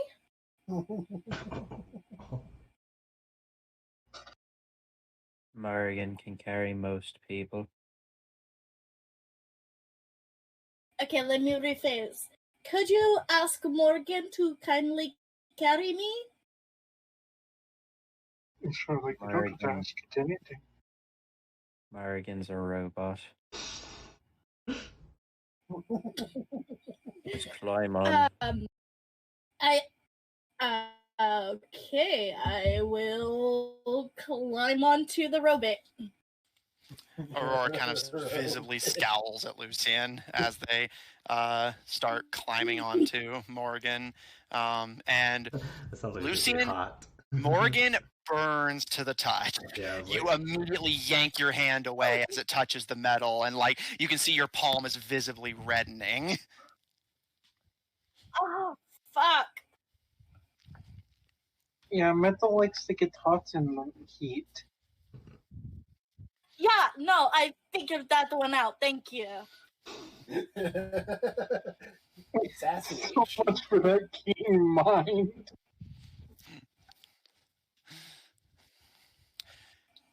as you all continue to walk, the sand beneath your feet begins to change. It goes from the bright whitish brown desert sand color to darker shades, turning at this point the sun is in like a late afternoon and the sky is darkening slightly, but more in the reddening afternoon stage. And you can see the sand beginning to turn from a light color to a darker one, progressing from a dark brown to eventually a dark ashen black. And that strong smell you were getting whiffs of earlier starts to hit you harder. It has this like sharp, acrid quality to it. Like the best way I can describe it is all of you immediately get the vibe that someone else in the party, Gil, just ripped mad ass and it's all over the desert. Oh my God. I didn't do it. You lie! I smell it! I didn't do it. You are such a liar! I did not. You are a liar! The Lying same. liar! Matthew, you know the one. Yeah. Aurora smirks a little bit at you, Caleb, and holds up her hands. Relax. It's brimstone. It means we're getting to the middle of the desert. Yeah, sure. Call it brimstone. I can call it whatever I like. Oh, damn. Of course you can, my lady. I plug my nose. She gives you a smile and kind of looks around, and Caleb and Kara, Aurora approaches you and gently takes both of you by the hand. Come on, up to the top of that dune. I want to show you something. Okay. She starts gently pulling all of you. You can see the rest of you can see the three of them being pulled up into the dune. And at the crest of the dune, at this point, the desert sand has become a pitch ashy black as the sky starts to turn darker and darker red. As you all get to the top of the dune, Caleb, Kara, and Aurora. The rest of you can see this if you go to the top of the dune as well, but like she's just showing those two first. Caleb and Kara, as Aurora gets you all to the top of the dune, you see stretching out before you the same ashy black desert sand, but rather than being marked only by the occasional cacti or sand dune, you see a stretch of pitch black desert pockmarked with craters. And from each crater, you see is emerging this hideous yellowish green looking gas that like swelters in the air. And Caleb, looking up, your view of the blue sky is actually starting to get clouded. And you can see that further in, it looks like that clouding effect is only going to get more thorough. And you can kind of see why Aurora was so insistent about getting here before the dragon took off, if possible. As you imagine, you won't be able to see the sky, and nothing in the sky will be able to see you. And Caro, your attention is drawn to this most immediately, although Caleb, you can see it as well. Munching on the remains of a cactus at the surrounding rim of one of those craters producing that horrible gas, you see a dragon, seemingly alone. Massive quadrupedal. Looking at it, you'd estimate it to be... I have my notes pulled up, don't worry. You estimate it to be 30 feet long from nose to tail, quadrupedal. Its back alone arches up to be 14 feet tall, and its back is dotted with very wicked-looking bony plates. And at the tip of its tail, you can see 4 very nasty-looking spikes. It kind of swishes that tail around from side to side as it munches on the inside of a cactus that's torn open, having a somewhat beaked-looking mouth. And in the distance, you can hear a... and Caro, you see another one very similar to that one across the crater, a couple craters away from it, looking up from its own cactus meal. And you can see a much smaller one at its side. And the one eating the cactus looks up and returns the call.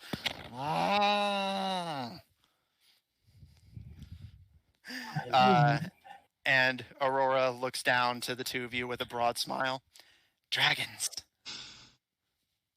Carol gives a big smile and just like, They're very noisy. that one has a baby. It does. So you were very astute, Miss Kara. It must be mating season after all, if they have one. Yes, but that means that she will be very alert. She gives a nod. Of course.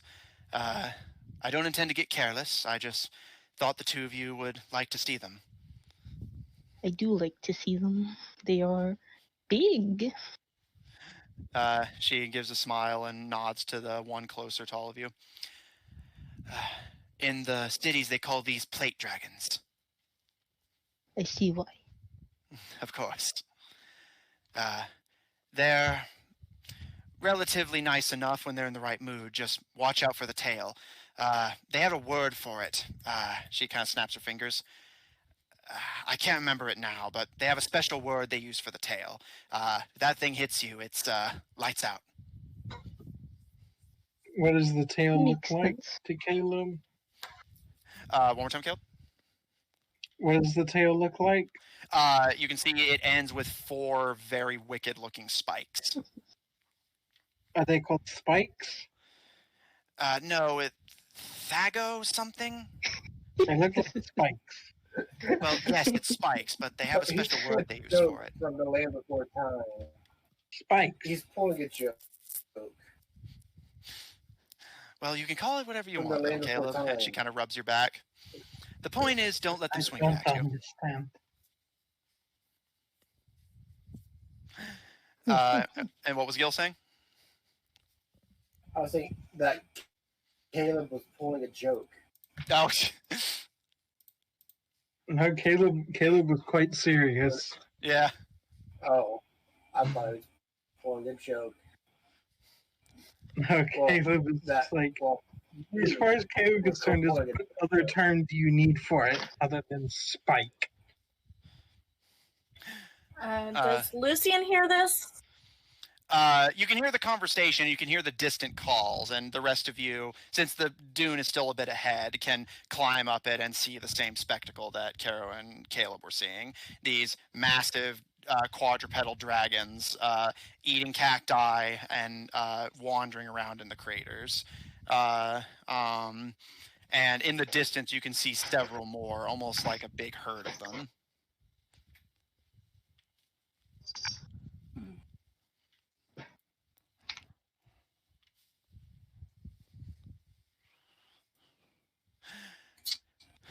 Aurora looks to all of you and I'm no paleontologist, but it sounds like it looks like we've got a spiky tail up ahead. she gives a nod. Plate dragon.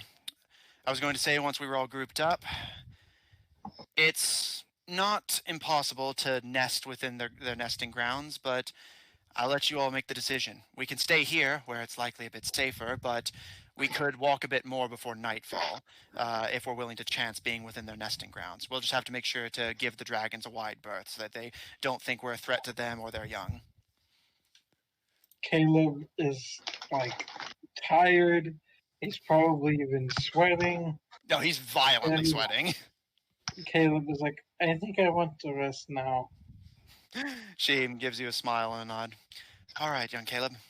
Everyone will camp here. Let's camp behind the dune so that our scent doesn't drift. We'll want someone on watch, though. It's unlikely that predators It's are far okay. from here. Lucian holds up her hand. My lady, Gil and I usually take watches, as we are elves and don't need that much sleep. If you insist, just be careful. You're not from around here. I'm not saying I'm an expert, but this place might surprise you. Garo. Carol looks at Garo. Caro, you see Garo, especially after like sweating in the desert, is just staring at the plate dragons, like licking their chops. Don't worry, I will give you food. Let me see your paws. Gonna Garo. examine his paws for burn. Yeah, Garo holds out their paws. Their paws are very sensitive and red looking, but they don't appear to be badly burnt yet. I'll see if I can't get you some cloth for the rest of the way. Garrow kind of lets out a low rumble and like does that like cat thing of ramming their head into your chest full force, and it kind of like, especially with It the, knocks you over. yeah, with the water weight of your suit, it just knocks you flat on your ass, and you start like kind of rolling down the sand dune. Just sloshing the whole way. Carol. Wait, Carol, I wanted to ask you something. Yeah, Lucy, you start kind of sliding down the dune as Carol's like, "Ah!" I try to help. They're probably getting very Carol. sandy. Carol tries to grapple at the sand a bit to slow herself down. Carol, you like grab like fistfuls of sand and do manage to at least slow your descent to a meandering, sliding stop at the foot of the sand dune on your laying on your stomach and your face just in the sand as Lucian slides to catch up with you. Are you okay?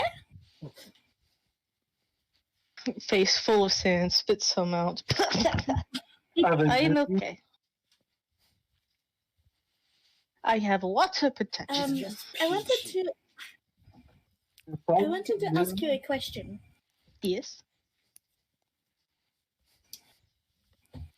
I'm not by any means a doctor for animals, but if you don't mind, I could maybe help you look at Garrow's feet and maybe try to help you help him. Yes. Carol gestures for Garrow to come over Let's go back here. up here. Carol, I help me. I help Carol. Can I help too? Yeah, she grabs Lucian's hand and lifts her, helps herself out. You're very heavy. It's the water. All right. If you guys are going to set up camp here. That would make sense, yes. If you guys are going to set up camp here, what's everyone going to be doing? Well, I was gonna say Gil's gonna take first watch. Are you sure? I can take first. I'm perfectly healthy, and I've only got I've got lots of magic left. I'm good. I got first watch. How is Gil looking? Lucian's looking at him. From the Gil looks fine, actually. Like, from a doctor's standpoint, how does he look? Gil looks pretty bad, given that he's still nursing fresh radiation poisoning. But so medically speaking, he looks awful. That's what I thought. But Lucian crosses her arms. I'll be taking first watch, Gil. You are going to try not to throw up again. Yes, mother. All right. Zephyr and Caro, other than Caro trying to set up, are you going to do the cloth thing in the morning or before bed? I'll do it now. So it doesn't, before it gets hot, basically. Okay.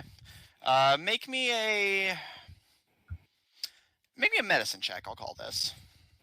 And since Lucian said they would help you, I'll give you advantage. So is it getting cool in the desert now that it's turning to night? Not just yet, but it will be. But it's still late afternoon when you guys are setting up camp, so. Luckily, I'm pretty decent with medicine, actually.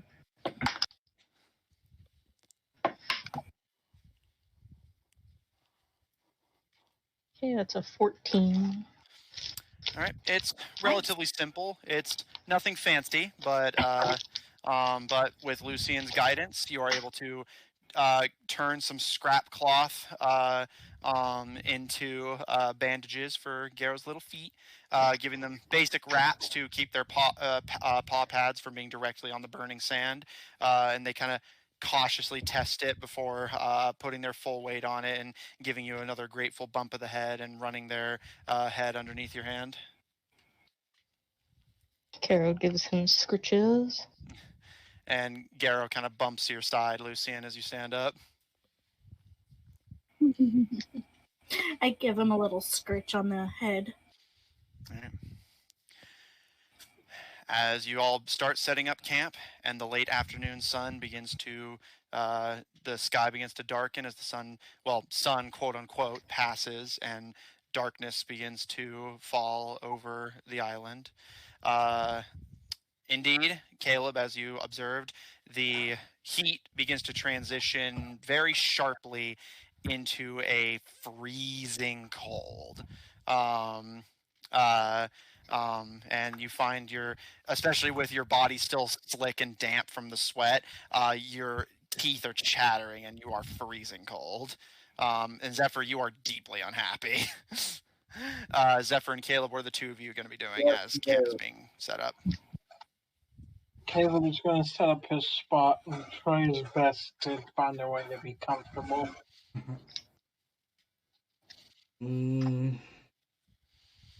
Well, in the morning, I'm going to attempt to identify the acid. Okay. Noted. I'll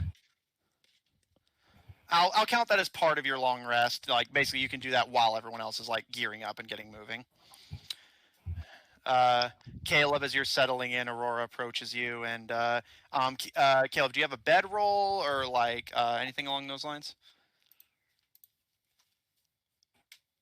Let me see. Yes, he does. Yeah, so as you're settling in, Aurora kind of almost tucks you in and gives you a nod.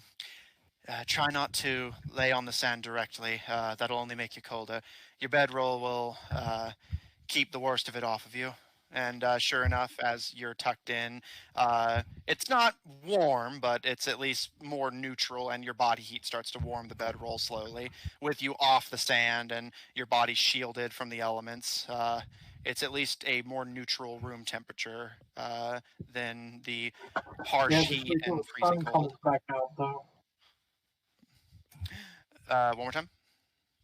Just wait till the sun comes back out, though. Oh, obviously, yeah. All right, so Zephyr, in the morning you'll be identifying, but that'll be part of your long rest. So just basically, when you get your long rest, just mark off that you've used that identify. Caro, you and Lucian helped Garo. Gil, you'll be taking second watch. Lucian first. Neon, what, if anything, are you going to be doing?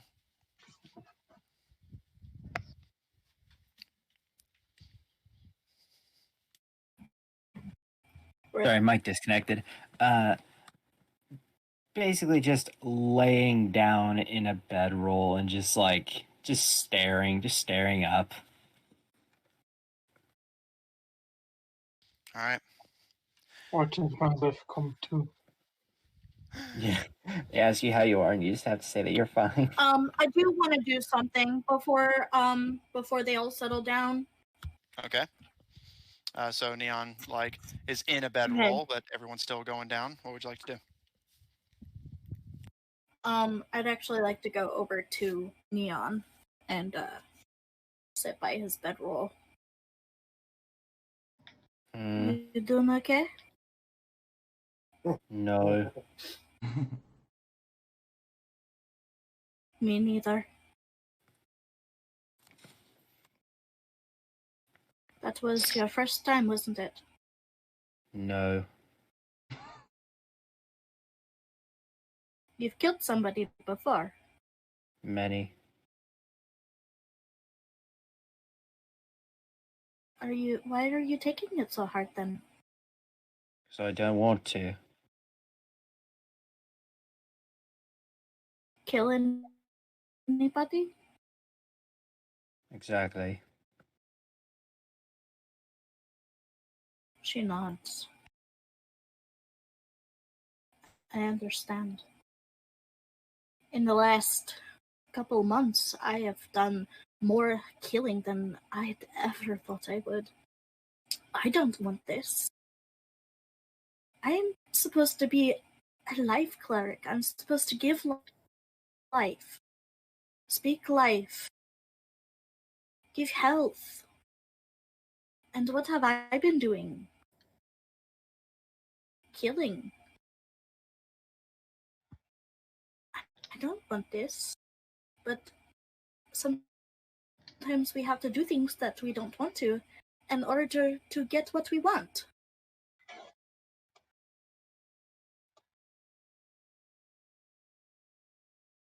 There's something you wanted. I know there's a lot of things that I want. I mean, right now. Why are you bothering me? I just thought that you needed somebody to talk to. But if you want to be alone, I can do that. I'd very much like to be.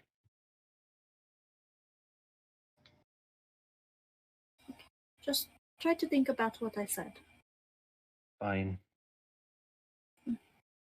She'll get up and move away from him and give him some space. All right. Lucian, as you settle in at the top of the sand dune to give yourself more visual of the surrounding area, Neon turns over, and one by one, the party begins to nod off. Aurora, not possessing any actual supplies, just lays with her back on the freezing sand and stares up at the stars. Mm. So I was No, say, Gil's going to give her his bedroll. No need. My lady, since I am taking first watch, perhaps that you would like to take my bedroll, and when Gil takes his watch, I can use his.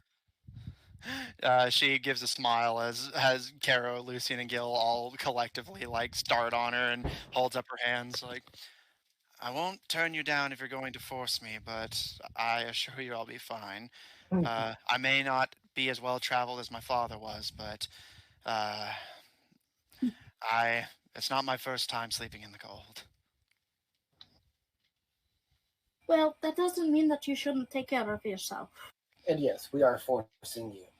That's all you had to say. I'm not. And she'll nod to you, Lucian. Well, if you're not using yours, just wake me whenever your watch ends. My father taught me to always rise with the sun anyway, so I'll be waking up early. As you wish. And she'll take your bedroll, and she lays on it rather than actually getting fully in it, but continues to dust some of the sand off of her and lays with her back on your bedroll and legs crossed as she looks up at the Caleb. You kind of glance up and are surprised to see a beautiful, clear, starry sky, despite being still so far underground.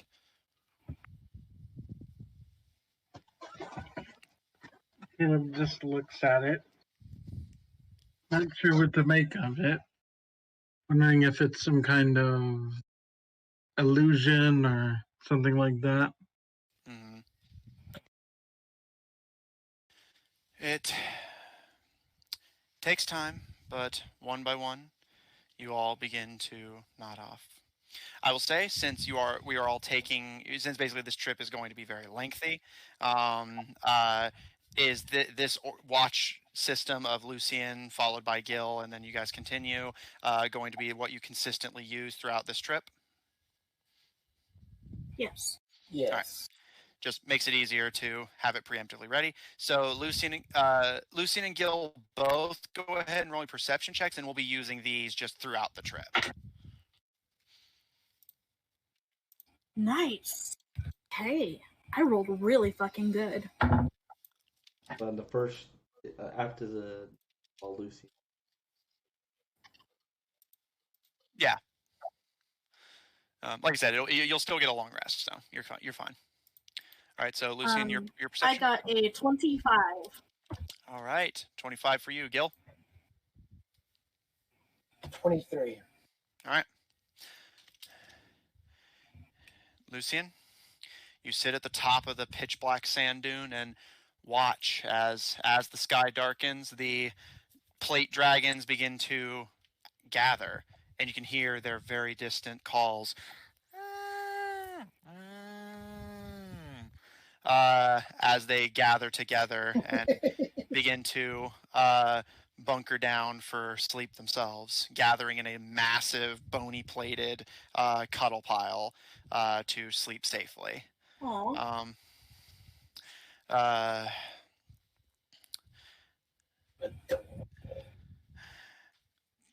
The night passes, and your watch goes by without incident.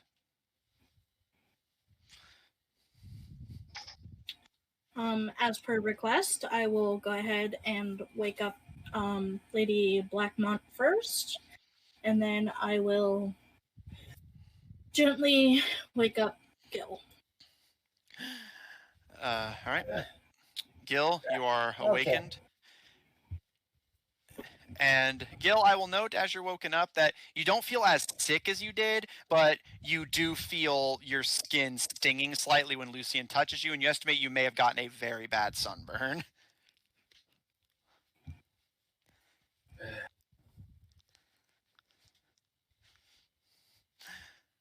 But as you take up your And position, he'll groan, and he'll take his position.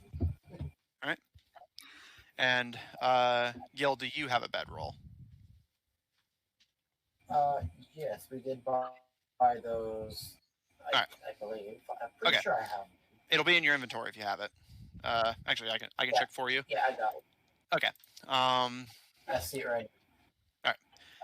Lady Blackmont swaps over to sit on your bedroll and goes to sleep a little bit longer before, as it's still in the night right now. And Gil, you take up your position on the sand dune. You see the same distant pile of plate dragons sleeping through the night. The desert is quiet. You see the occasional puff of yellowish green gas erupting from the craters. The occasional very slight rumbling in the ground, and the smell is hideous.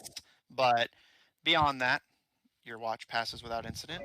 Zephyr, it'll be midway through your watch, or Gil's watch, you said. So you slowly awaken as Gil's watch is starting to come to a close and begin to. I believe Caleb gave you the glasses, so Both of them. so you proceed to start identifying them. And finally, the sun begins to rise. And you all awaken less to your own circadian rhythm and more to the heat of your bedrolls and sleeping areas rapidly rising as the morning sun begins to peek over the Devoid Mountains, and all of your bedrolls and sleeping areas begin to rapidly heat back up as the sun starts to bake the sand once more. That's why she was sleeping on top. That makes more sense now. Yeah, Gil, as you're saying this, you see Aurora open up one eye and give you a smile. Indeed. And she's the first to awaken as the sun is rising, as per her father's wishes. And as I said, one by one, you all begin to wake up. And Zephyr, I will say in the time it takes the party to wake up, roll up their bedrolls, and get their literal shit together, you're able to... It takes me a minute to cast Identify. Yeah. Oh, yeah. You're able to identify these glasses as the Eyes of Charming. Ooh. The lenses are crystalline, and it has 3 charges where, while wearing these glasses, you can expend a charge as an action to cast Charm Person on a humanoid within 30 feet, as long as you can see each other. The lenses will regain all expended charges at the rise of the sun. You do have to attune to them, however. So, yes, you identify these lenses as the Eyes of Charming. Right then. And Zephyr, as you wrap up your identification and mentally noting all of it as the feed goes across the lenses you've been given, one by one, you all begin to wake up. Gil, in your arms, Raccoon is still down, although you at this point you gauge from their breathing that they're simply sleeping rather than truly unconscious. And you start making a habit of making sure that she's getting like water at the very least, and she can have food whenever she wakes up. He holds her very closely, never letting her go again. Yeah.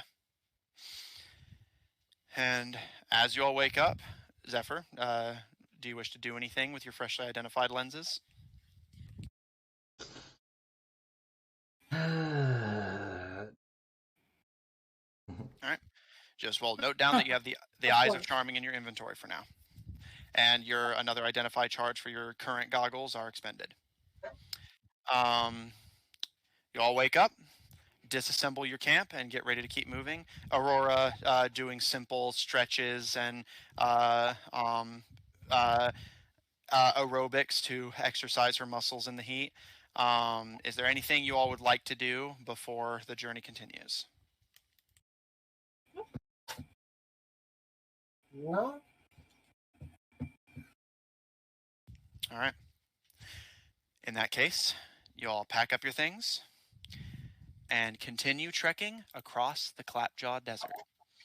You don't know how long this trip is going to be exactly, but Lucian, if the map was any indication, it is not going to be a fast one.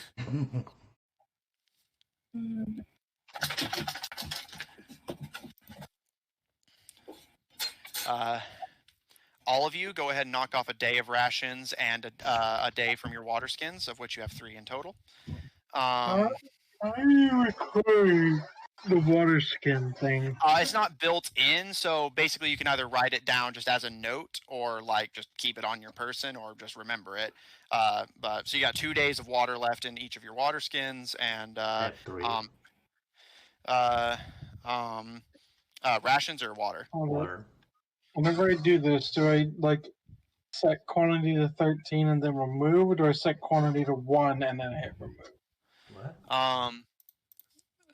Hang on, let me check your character sheet real quick. With the water skin? Or is it back? No, the rations. Oh yeah, I just with the quantity. Yeah, just lower the quantity by 1 because you lost a day of rations to. Okay. All right. You all continue your trek across the desert, going over the sand dunes and down into this crater-filled, pockmarked wasteland where from every crater, horrible, foul-smelling gas erupts. All of you kind of instinctively wrinkle your... And Caro kind of glancing around, and Lucian as well, since you were looking for cacti earlier. Lucian and Caro, the both of you observe that all of the plant life that was in this area has been devastated by the plate dragons moving through it. A lot of the cacti have been eaten down to the stumps, and some have even been hollowed out deeper. Fucking dragons. Well, they must be hungry. Indeed. They don't seem like plant things.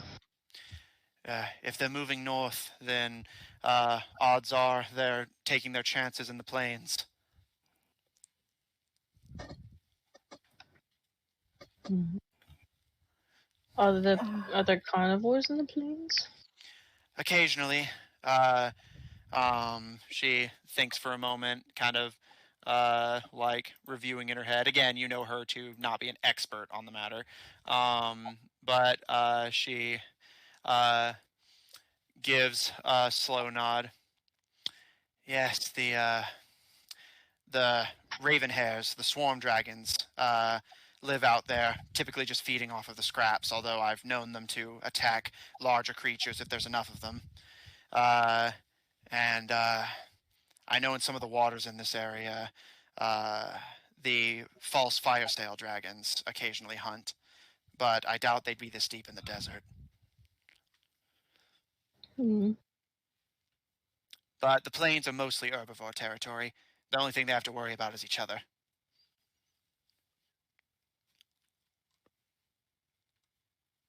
Okay. I think we will be okay. She gives a smile. We can only hope.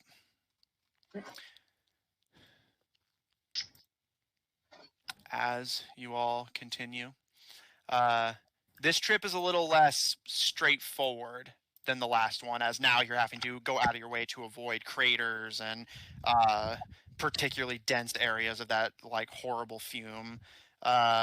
so you're having to kind of divot and divert course occasionally, but your trip is largely uninterrupted. As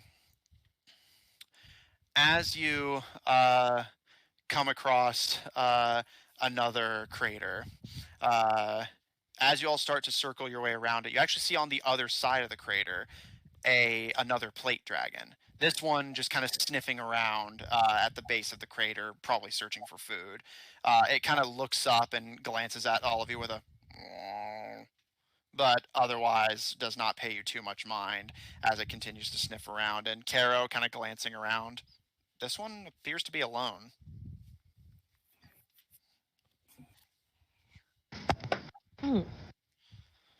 Why is this one alone? Not sure. Maybe it fell behind. I know that happens with other animals like this. I want to slowly approach it, keeping within its vision so I know I'm clearly there. I'm not trying to sneak around it. Make an animal handling check. I'll give you advantage for actually using proper animal tactics.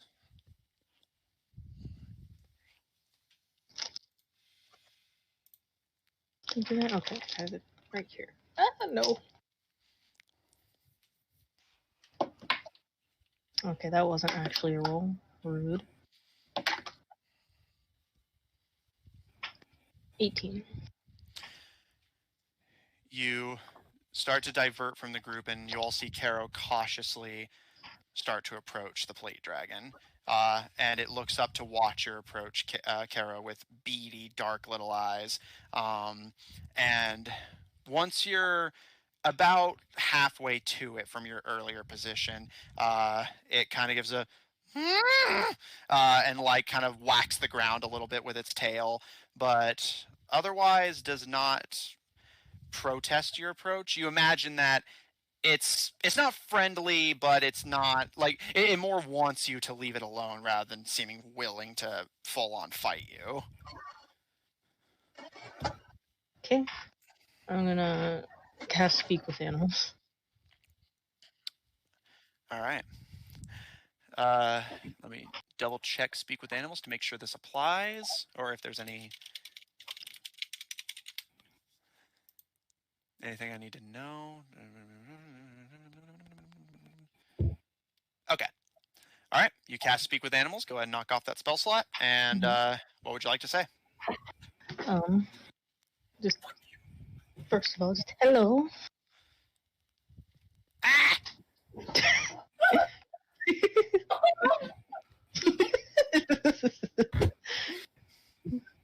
Are you screaming or are you trying to talk?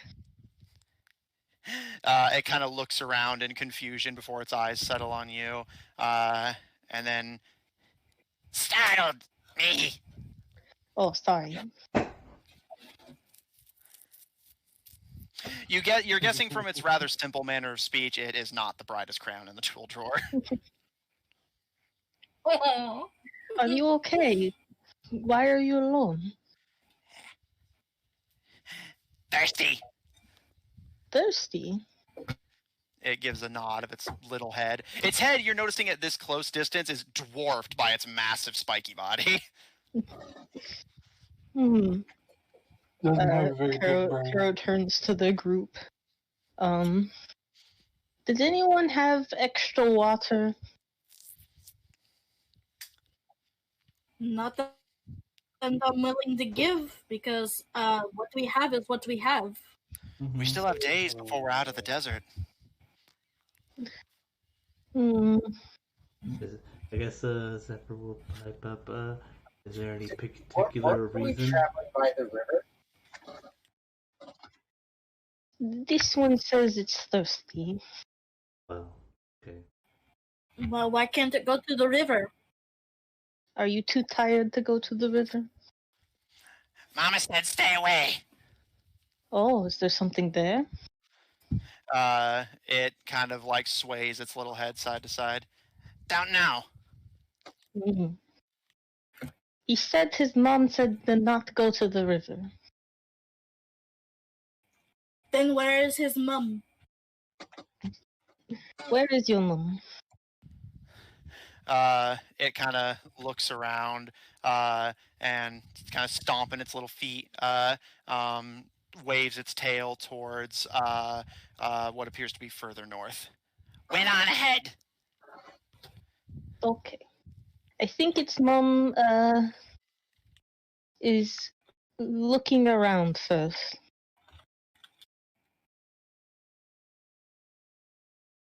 Well, tell it to be patient and let's go. Unless there's any reason to do this, I still. What's so mean? You have no idea. I don't know. Well, hopefully your mom comes back Like, soon. listen, like, I don't have a shovel or anything. I was if I could try to dig some if I see water. Take randomly. Okay, with the I also have an dinosaur, idea. what- Go ahead. dragon, the dragon. Sorry. What does its feet look like? Basically just circular tubes of muscle. It's like just big round little feet with stubby little toes. A tortoise. Yeah, tortoise feet. Ooh. Give it the idea of using its tail to make a hole in the ground to see if it can't find water that way. Or he could maybe try to find a cactus. That's a lot easier. You see a cactus in the ground.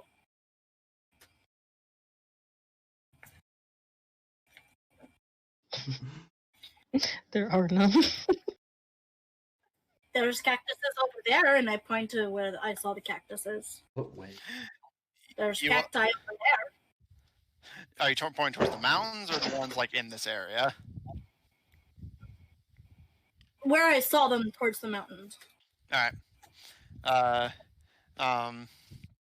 Caro, you see the plate dragon kind of glance towards the group as they all start talking with you, and looks back to you and tilts its head. They are just suggesting things you could do, but I don't think you should leave where your mom left you. Okay. Wait for her, okay? She'll come back for you. Okay. Feel a little bad, but you know. And it I would starts give like, you water from my suit, but I am poisonous. Sorry. that's okay. Bye, lady. Bye. It kind of waves its little tail at you and starts to kind of paw at the ground.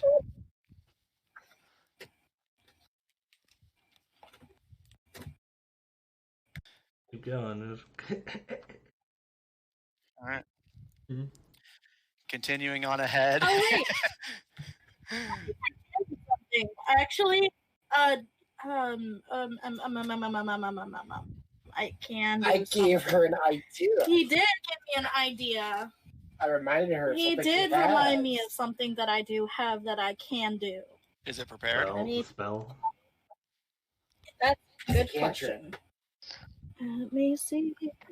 I don't know. Come on, please tell me you I got it. don't know if it's prepared. D&D Beyond, stop being this wife to me. Yeah, I'll check. I'm guessing create water, right? Yeah, no, there it is. I was looking for the wrong place. I thought it was a 3rd level spell. Yeah, you do have create and destroy water prepared, so I'll give you that one. Yeah, okay. Okay. Is the crater like really big? Well, it's full of. Yeah, Lucian, as you kind of peek into the crater, none of you have looked inside one yet. As you look over it, you can feel your nostrils burning from the smell. You see that it is, yeah, well, not only that, but it is definitely full of some odd-looking, like, yellow-greenish liquid.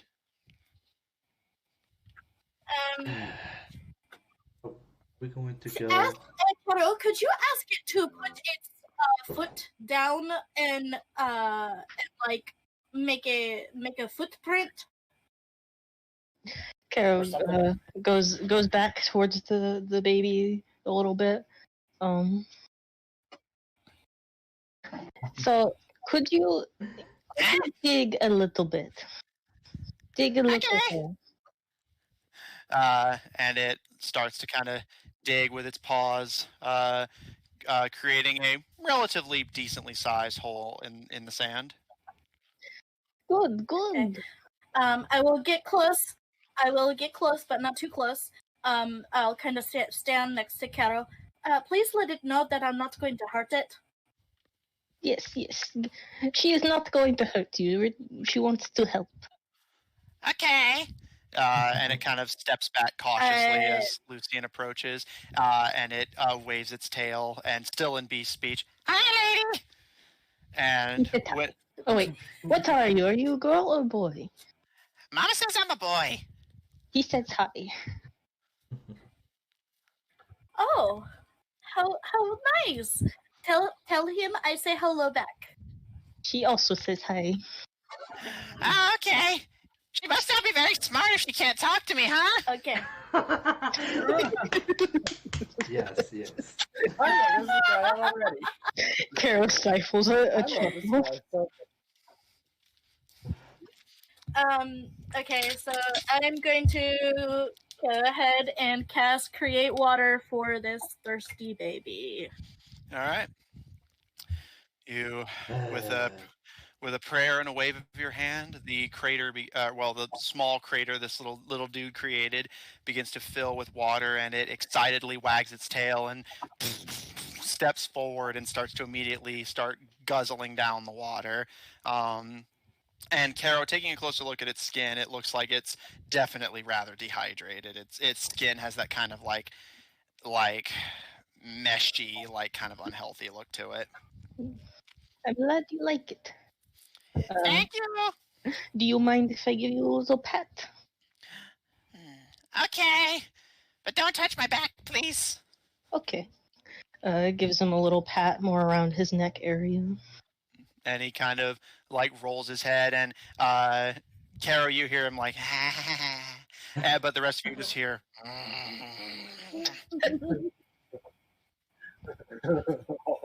Carol gives a wide smile. Now that you have some water, make sure to wait for your mom. Okay, bye, lady. Goodbye. And as you guys turn away, he returns to just guzzling the water gratefully as you all continue forward.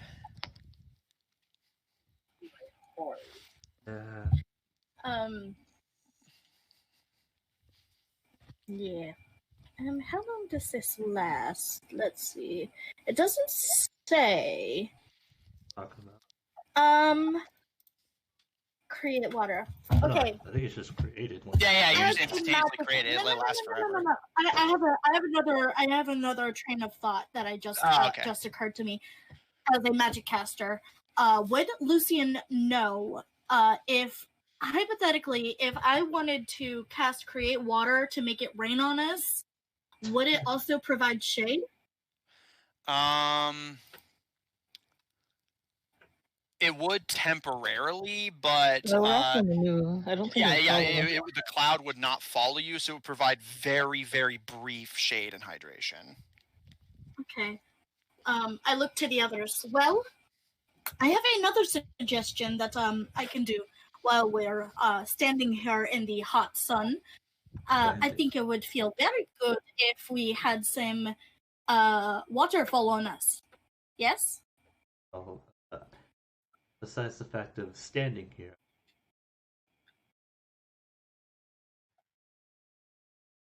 Well, then you can just get out of the way then. Ooh. Damn. Sure, I guess. If you don't want it, you don't have to have it, Zephyr. But I was offering everybody else. What did Lucian say? But the offer she's offering rain, basically. Yeah, the party will have to stop, but Lucian can have it rain on all of you for a little bit. That might be preferable to the heat. I do like rain. The swamp was always shaded. Well, I just thought it would be nice alternative to the, heat. And it would give us a little bit of relief while we are walking in the miserable heat. Would I know that this is going to make it very muddy and possibly make it Well, obviously difficult there's going to be mud, Gil. difficult to really walk? Gil, make me a You're survival only check. doing it. Only doing it in one spot, so Lucian doesn't see the issue.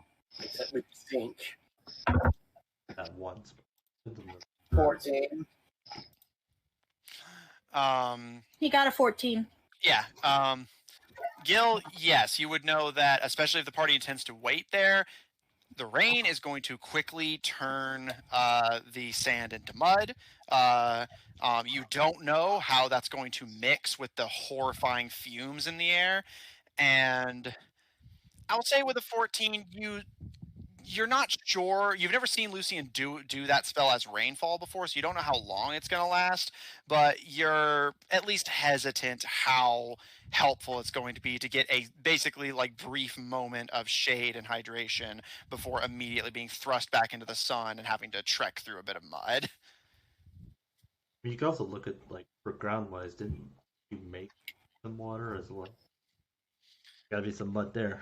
Oh, there's a difference between a puddle and like a rainfall. Yeah, listen, I'm not sure how helpful that's really going to be. Okay. If you don't want it, we don't have to have it. Let's go. If we start to I run have low to on agree water, with we can always Zephyr. chance the river. Hey, we don't. Or she could create more water. Yeah, I can literally create water out of nothing. There we go. So, and we can always hunt if we need food. So, if you all have the energy, There is a small problem with that. she tilts her head. I don't eat meat. She kind of frowns and strokes her chin in thought before nodding to one of the nearby craters. Well, we'll keep an eye out if we start to run low on rations. Perhaps the plate dragons have spared some plant life and we can start gathering that for you. That's what I was trying to do, but I have not been able to see anything. Sounds like a plan. Let's go. You've seen how they eat.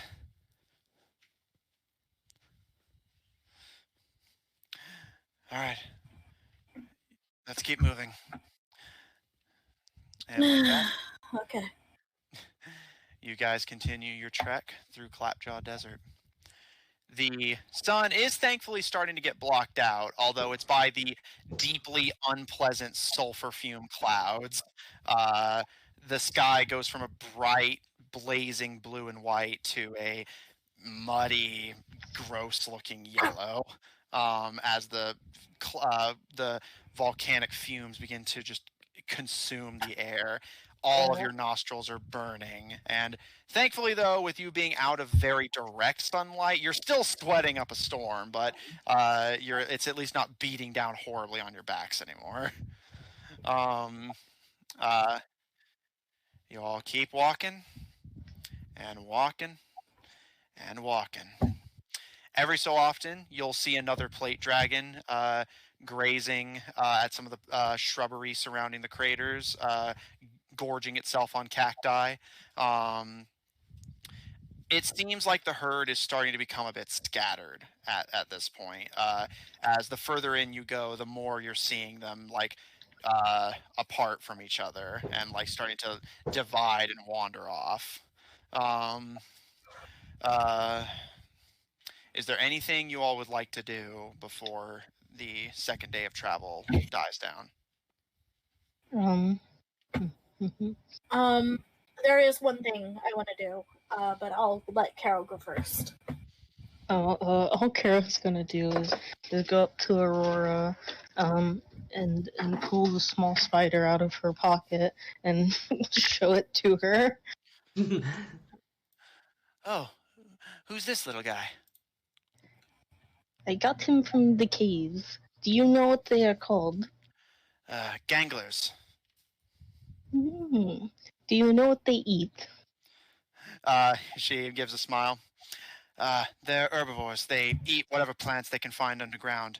I know that they live in swamps here and there as well, so pretty much any plant you can find underground or in a swamp, they'll eat. Although I suspect they eat just about anything green. Okay. Carol will examine the spider.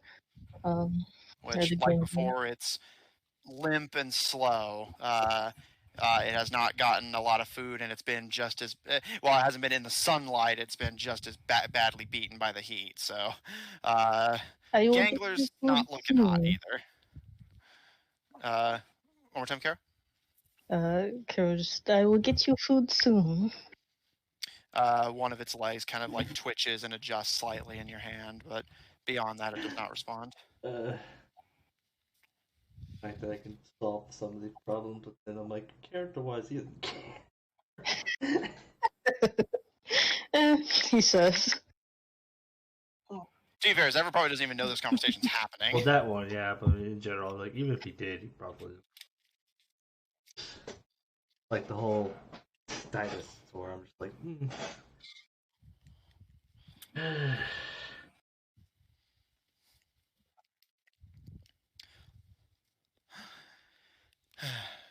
You all continue your trek. The yellow, sulfury sky deepens and becomes a discolored brownish yellow now. The fumes only are getting worse. And Caro, you kind of wince as all of you can hear around you the dark wails of the plate dragons, who appear to like be wandering off and like getting lost and like struggling to find food and water. And you can hear just like horrible, like soul-wrenching calls to each other as parts of this area are starting to get very misty from the sulfur fumes, and between that and the smell, it's getting harder and harder to stay together and like stay conscious as you keep going and going and going, beaten down by the heat, barely able to see, the horrid smell. Gil, do you have any rope? Let me see. Do I have any rope? Yes, I do. Do I have any rope? I have 50 feet of rope. What do you need it for? Well, it's getting harder to see, and it's getting harder to stay together. So I was wondering if maybe we should, like, I don't know, like, hold the rope? No, I wasn't going to say tie each other up. No, I'm saying we take the rope, somebody lead, and we all hold onto the rope. I saw that look. There is no way in hell I would like to be tied to you. No offense. That was very offensive. Sorry?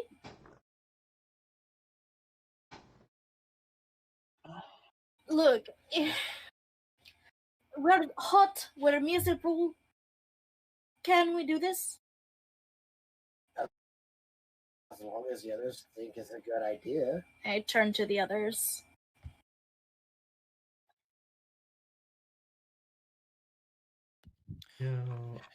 I will proceed to, hopefully it will help. I'm gonna pour some water on me. I'm gonna pour a pint of water on me from my water skin. All right. Will that consume? Basically, is this cutting into your day's water, or just like just as kind of a general thing? I mean, just obviously he's Well, gonna doesn't use. he have a never-ending flask?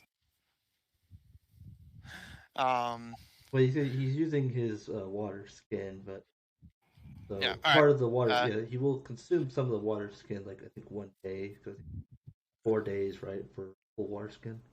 Yeah, 3 days for a full water skin. Oh, really? I thought it was a pint per day. I thought it was 3 days. Let me check.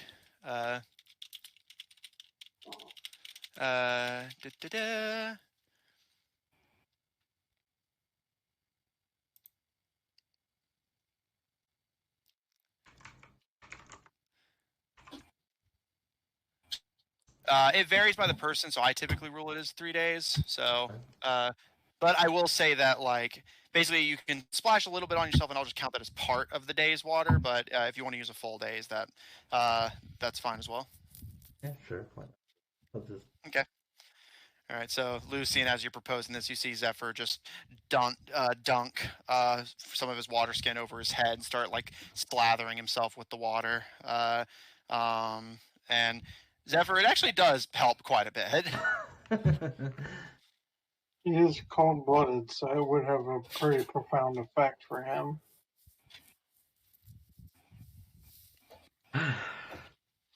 So, do you guys think that being, kindergarten, keep on the rope? Suppose it couldn't hurt. Sounds like a good plan. I don't Just care. don't let go. Just try not to slow everyone else down.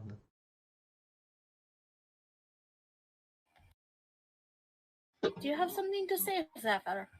Let's not do this right now. It's just another day before we're out of the desert. DM, how am I feeling? Let's say addiction-wise. Not great. I turn to the lady and I turn back to Zephyr. Well? You'll get used to it. Well, She won't be happy until she makes some song. well, as this somewhat seems to be smart lady pronounced, we probably should say, but I guess I should give you a quick. You tend to slag and just basically like, ooh, what's this? And make it into your problem as it turns into our problem. So I'm just asking, basically, don't. So you're saying that we shouldn't have helped that poor creature back there? That we should have just left it there to die? Sure. It was a baby, Zephyr. That's like leaving your brother to die. Well, first off, that's a little different. That baby isn't my brother. If it was part of my family, then yes, I would have. But no. Can I ask you something? Have you ever done anything just because it was good? He sits. DM. What's up? I would like to fire my plasma crossbow into the ground in between the two of them. All right. You're all cut. The arguing is cut off by a loud, and Lucian and Zephyr, you see between the two of your feet a circle of glass cut into the sand. Shut your fucking mouths and start walking. Yeah, I heard the box. Let's go.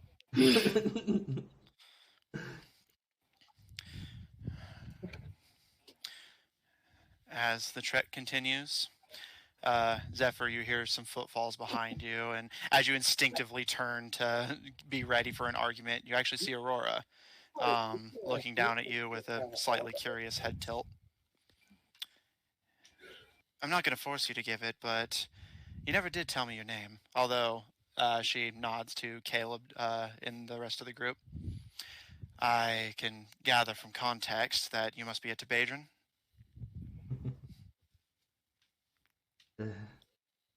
I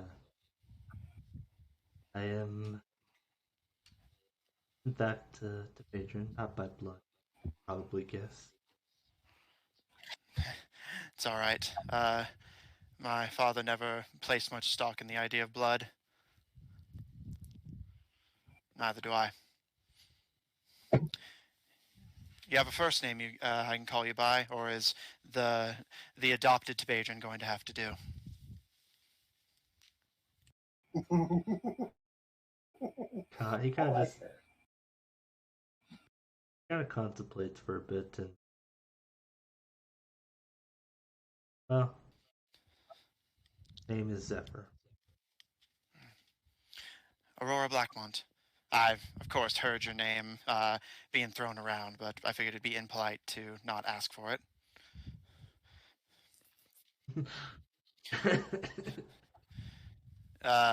She glances to the rest of the group, trudging behind you, and looks to you.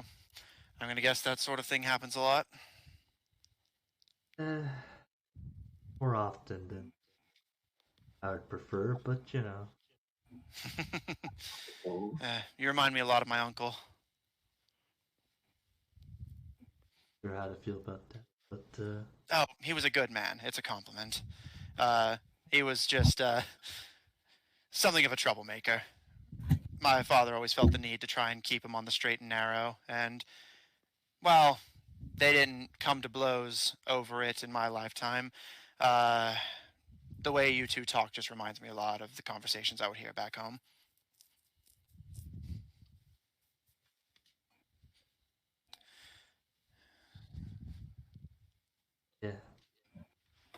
yeah. Mostly it's the elven girl that's really up my. Too curious for her own good? That and it's more or less curiosity. Everything is her problem. If it's not her problem, she'll make it. Yeah, that's definitely like my uncle. Just like the situation with you. We were supposed to, ride the dragon to do the safety much quicker, but we saw you and thought, that's a problem. Well, for what it's worth, that may have been to your benefit.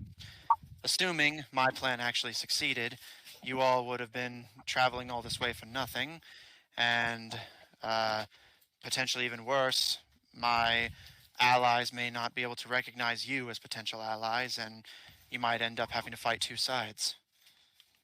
I'm not saying that she's not sometimes just arguing with you because we're all hot, sweaty, and miserable out here, but at the very least, it sometimes does benefit to get involved in something just to see how it pans out.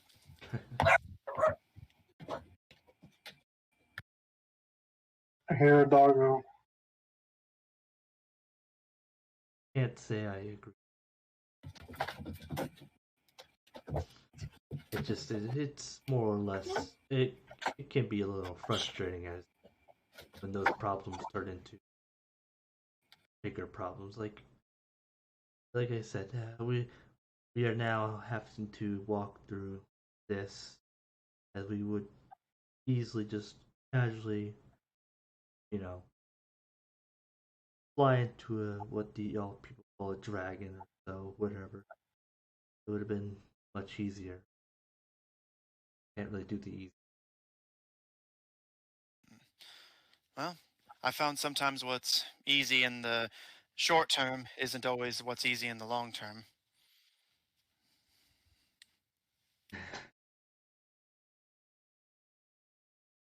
I guess. I'm not trying to convert you or anything. I don't know. Like I said, you remind me a lot of my uncle, and that made me curious. You don't seem like you're eager to get involved any more than you have to, and I appreciate your part in the rescue, whatever it may have been, but I know you don't seem to have any interest in me. So what interest is Ergos of to you? Why are you here, if you would rather stay uninvolved and out of the way? None of you have told me exactly what your grudge is against her other than her association with this lady, and no one's quite explained to me what that means. I've gathered it's a cult of some kind. Possibly. Frankly, I don't. I don't really care much about the dealio, the lady, people involved. It doesn't. Then that only makes me more curious. Why travel all the way down here? I'm guessing, much like your friends, you're not a native. Why come all the way down here to recruit or potentially assassinate the leader of a foreign country if you have so little interest in their activities?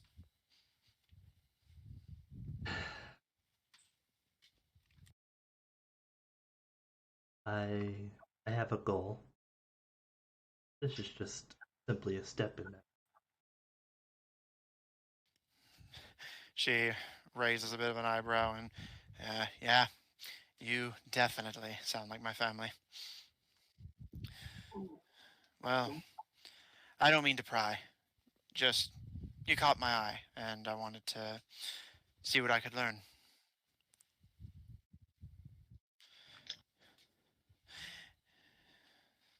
And unless you interact with her further, she walks next to you, but otherwise leaves you be for the remainder of the trip. Probably won't say much.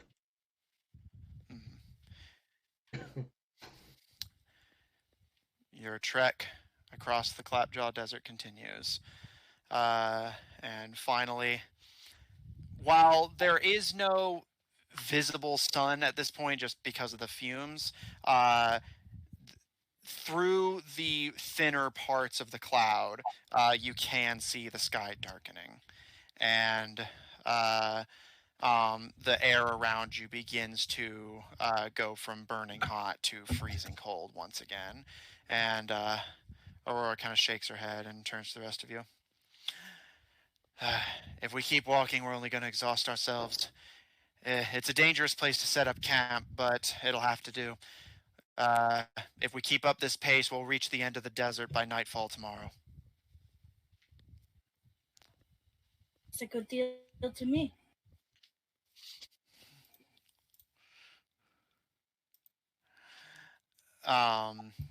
And she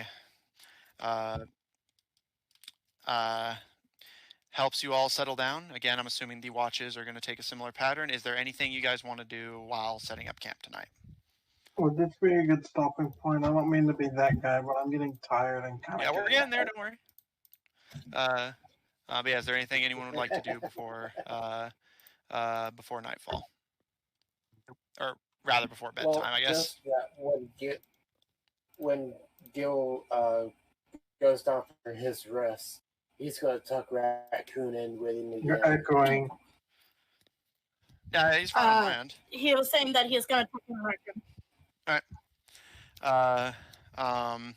He's not letting her go ever. All right. I don't know what's going on. I know You what's going on. tuck Raccoon in, and you all begin to bunker down for the night.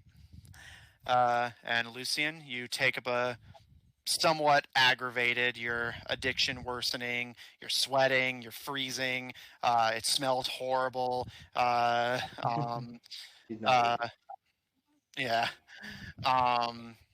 Which what and you said earlier. Quick question. Earlier she said with her addiction. Is that the one to the coffee? And that's all of my addiction. yeah, coffee and Star Blast. Well then, while she's also getting ready for her watch, Gil is going to pass her the coffee container. Ooh. And she could try to make herself some coffee. I'm gonna try to figure out how to make myself some coffee. All right, go ahead and Then- note that down. Yeah, well, then again, I Well- kind of look at it and I consider, and then I give it back to Gil. Maybe when I'm not so dehydrated?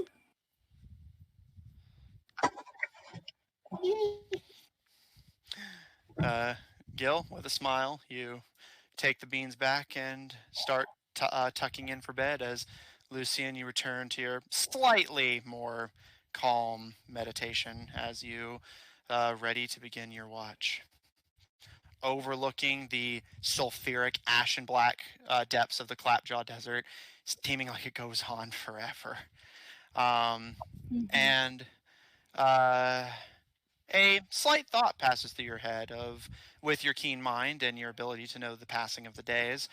You would know that in the morning it will be the first day. It will be the first day of Talit, the final month of the Yavik year. Okay. With that, you focus on your surroundings, and that is where we're going to end tonight's session. I'm sorry to leave abruptly, but my head is That was killing me.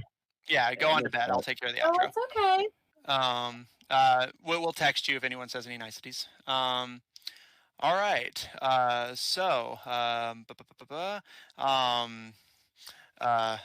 is not the right thing I needed. There we go. So yeah, that's where we're gonna end off for tonight. The party has begun their journey into Argos proper, beginning their on-foot trek across the Clapjaw Desert. Temperatures and tensions are high. The party is exhausted, walking and walking and walking in the burning heat. But so far, Aurora Blackmont, the daughter of Everon Blackmont, appears to be a reliable and helpful ally seeking to depose President Argos themselves.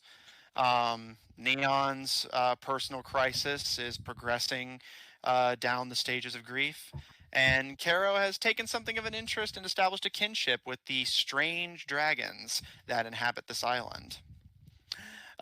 Check out our website at officiald5hub.info. Check out our link in chat to join our official D5 Discord server if you want to hang out with us directly, and support our episodes posted on Spotify, Apple Podcasts, Google Podcasts, or wherever you happen to get them. Check out Odd Tornado Productions Official on Tumblr to find links to our other works, including our Bards Twitch channel at twitch.tv/sippings, SIPIPPINGS. Check them out. They will be returning to the cast soon after being away. So go check them out. Give them some love. And thanks all of you at home so much for watching. Thanks you guys so much for playing. And we'll see you all next week.